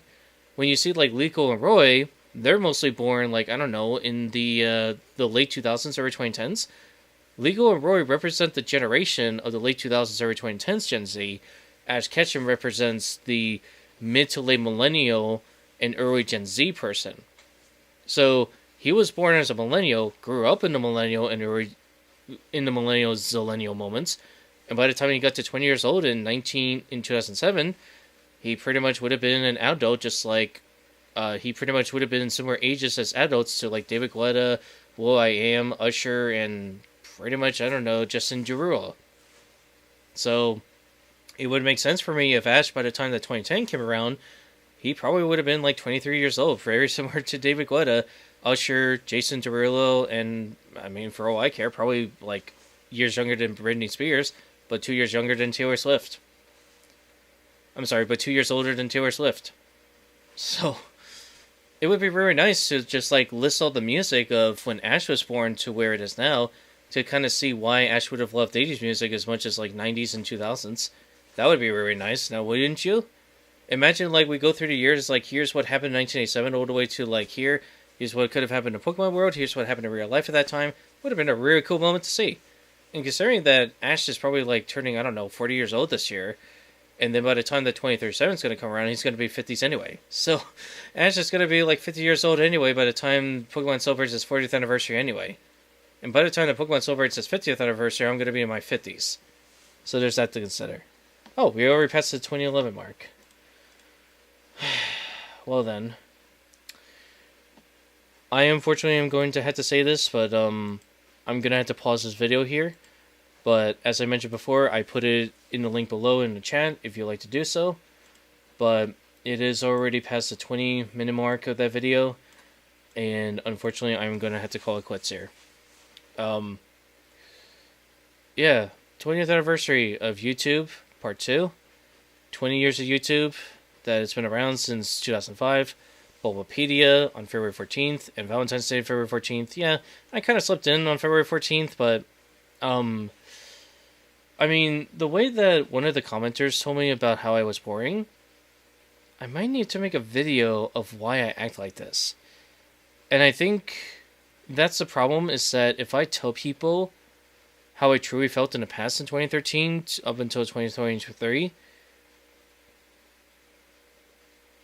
I don't think you would like what comes out of my mouth when I talk to you about it and what videos come out of it, because I guarantee you, if I try to make that video, my video is age restricted. No doubt about it. It would be very political, very extreme bias, and very distasteful. Very distasteful of humanity, certain groups of people I wouldn't like, and autism as a whole. You would not like it. I'm telling you right now.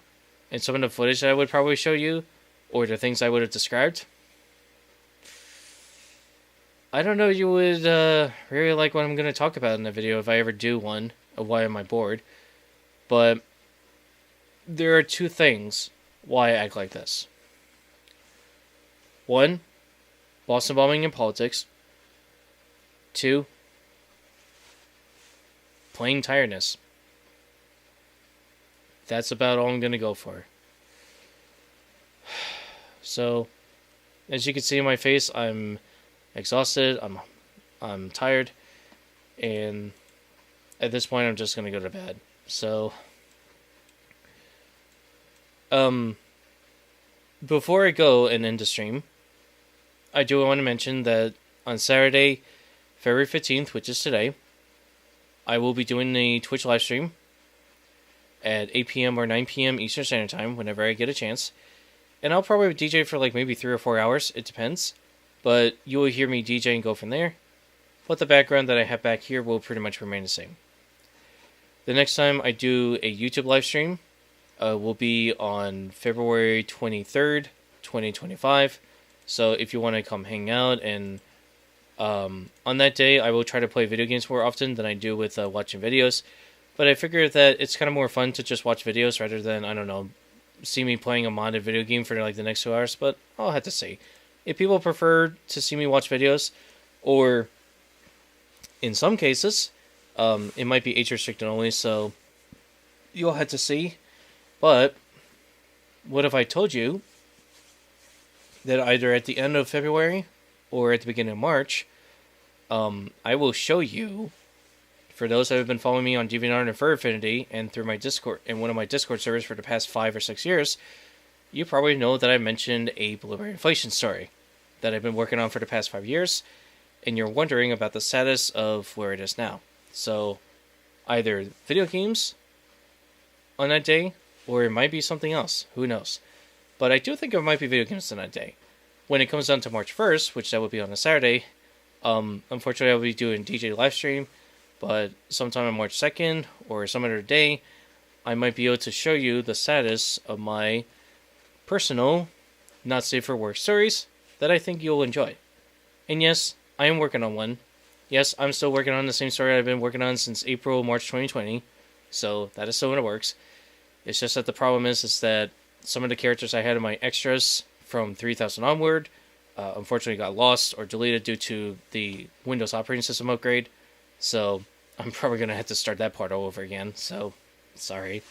That's just how it is with operating systems, especially it happened on a leap year 2 last year. That really screwed me over. But anyway, I'm getting tired. I'm done with streaming. I've been going on for nearly like, oh my god, 5.5 hours? Oh, crud. Yeah, and I gotta get it up within like 5 hours. Oh, this is not gonna be good. And I gotta still wash the sheets, and I still gotta clean up this room. So, I'm gonna go leave. I'm gonna go clean up this room. I'm gonna go clean my sheets, and then just call it a night. So just remember, February 15th tonight, at 8 p.m., 9 p.m. Eastern Standard Time, I will be on Twitch under Rollercoaster Dragon Maker account. I will put it on both my DJ MGM 1080 and my SuperFlashDriver channel. SuperFlashDriver channel. I cannot speak for tonight. I will post a community post when I do go live, or like a 3-hour heads up for when I do it. But remember, times and dates may vary. Just because I post that date does not mean I'm going to be on time. So do keep that in mind. Anyway, I'm SuperFlashDriver, also known as Exterior Reviewer 101, Classic Culture Poster 1080, DJ MGM 1080, Monster Lover, Rollercoaster Dragon Maker, Coaster Dragon Maker, Coaster Maker, Madman, Ketchup Man, and too many other nicknames that I can't think off the top of my head. Also yours truly, as Matthew John, and SuperFlashDriver. Thank you guys for watching. Sorry if I had to cut the last one short, but it's getting late here, and I'm getting tired as freak.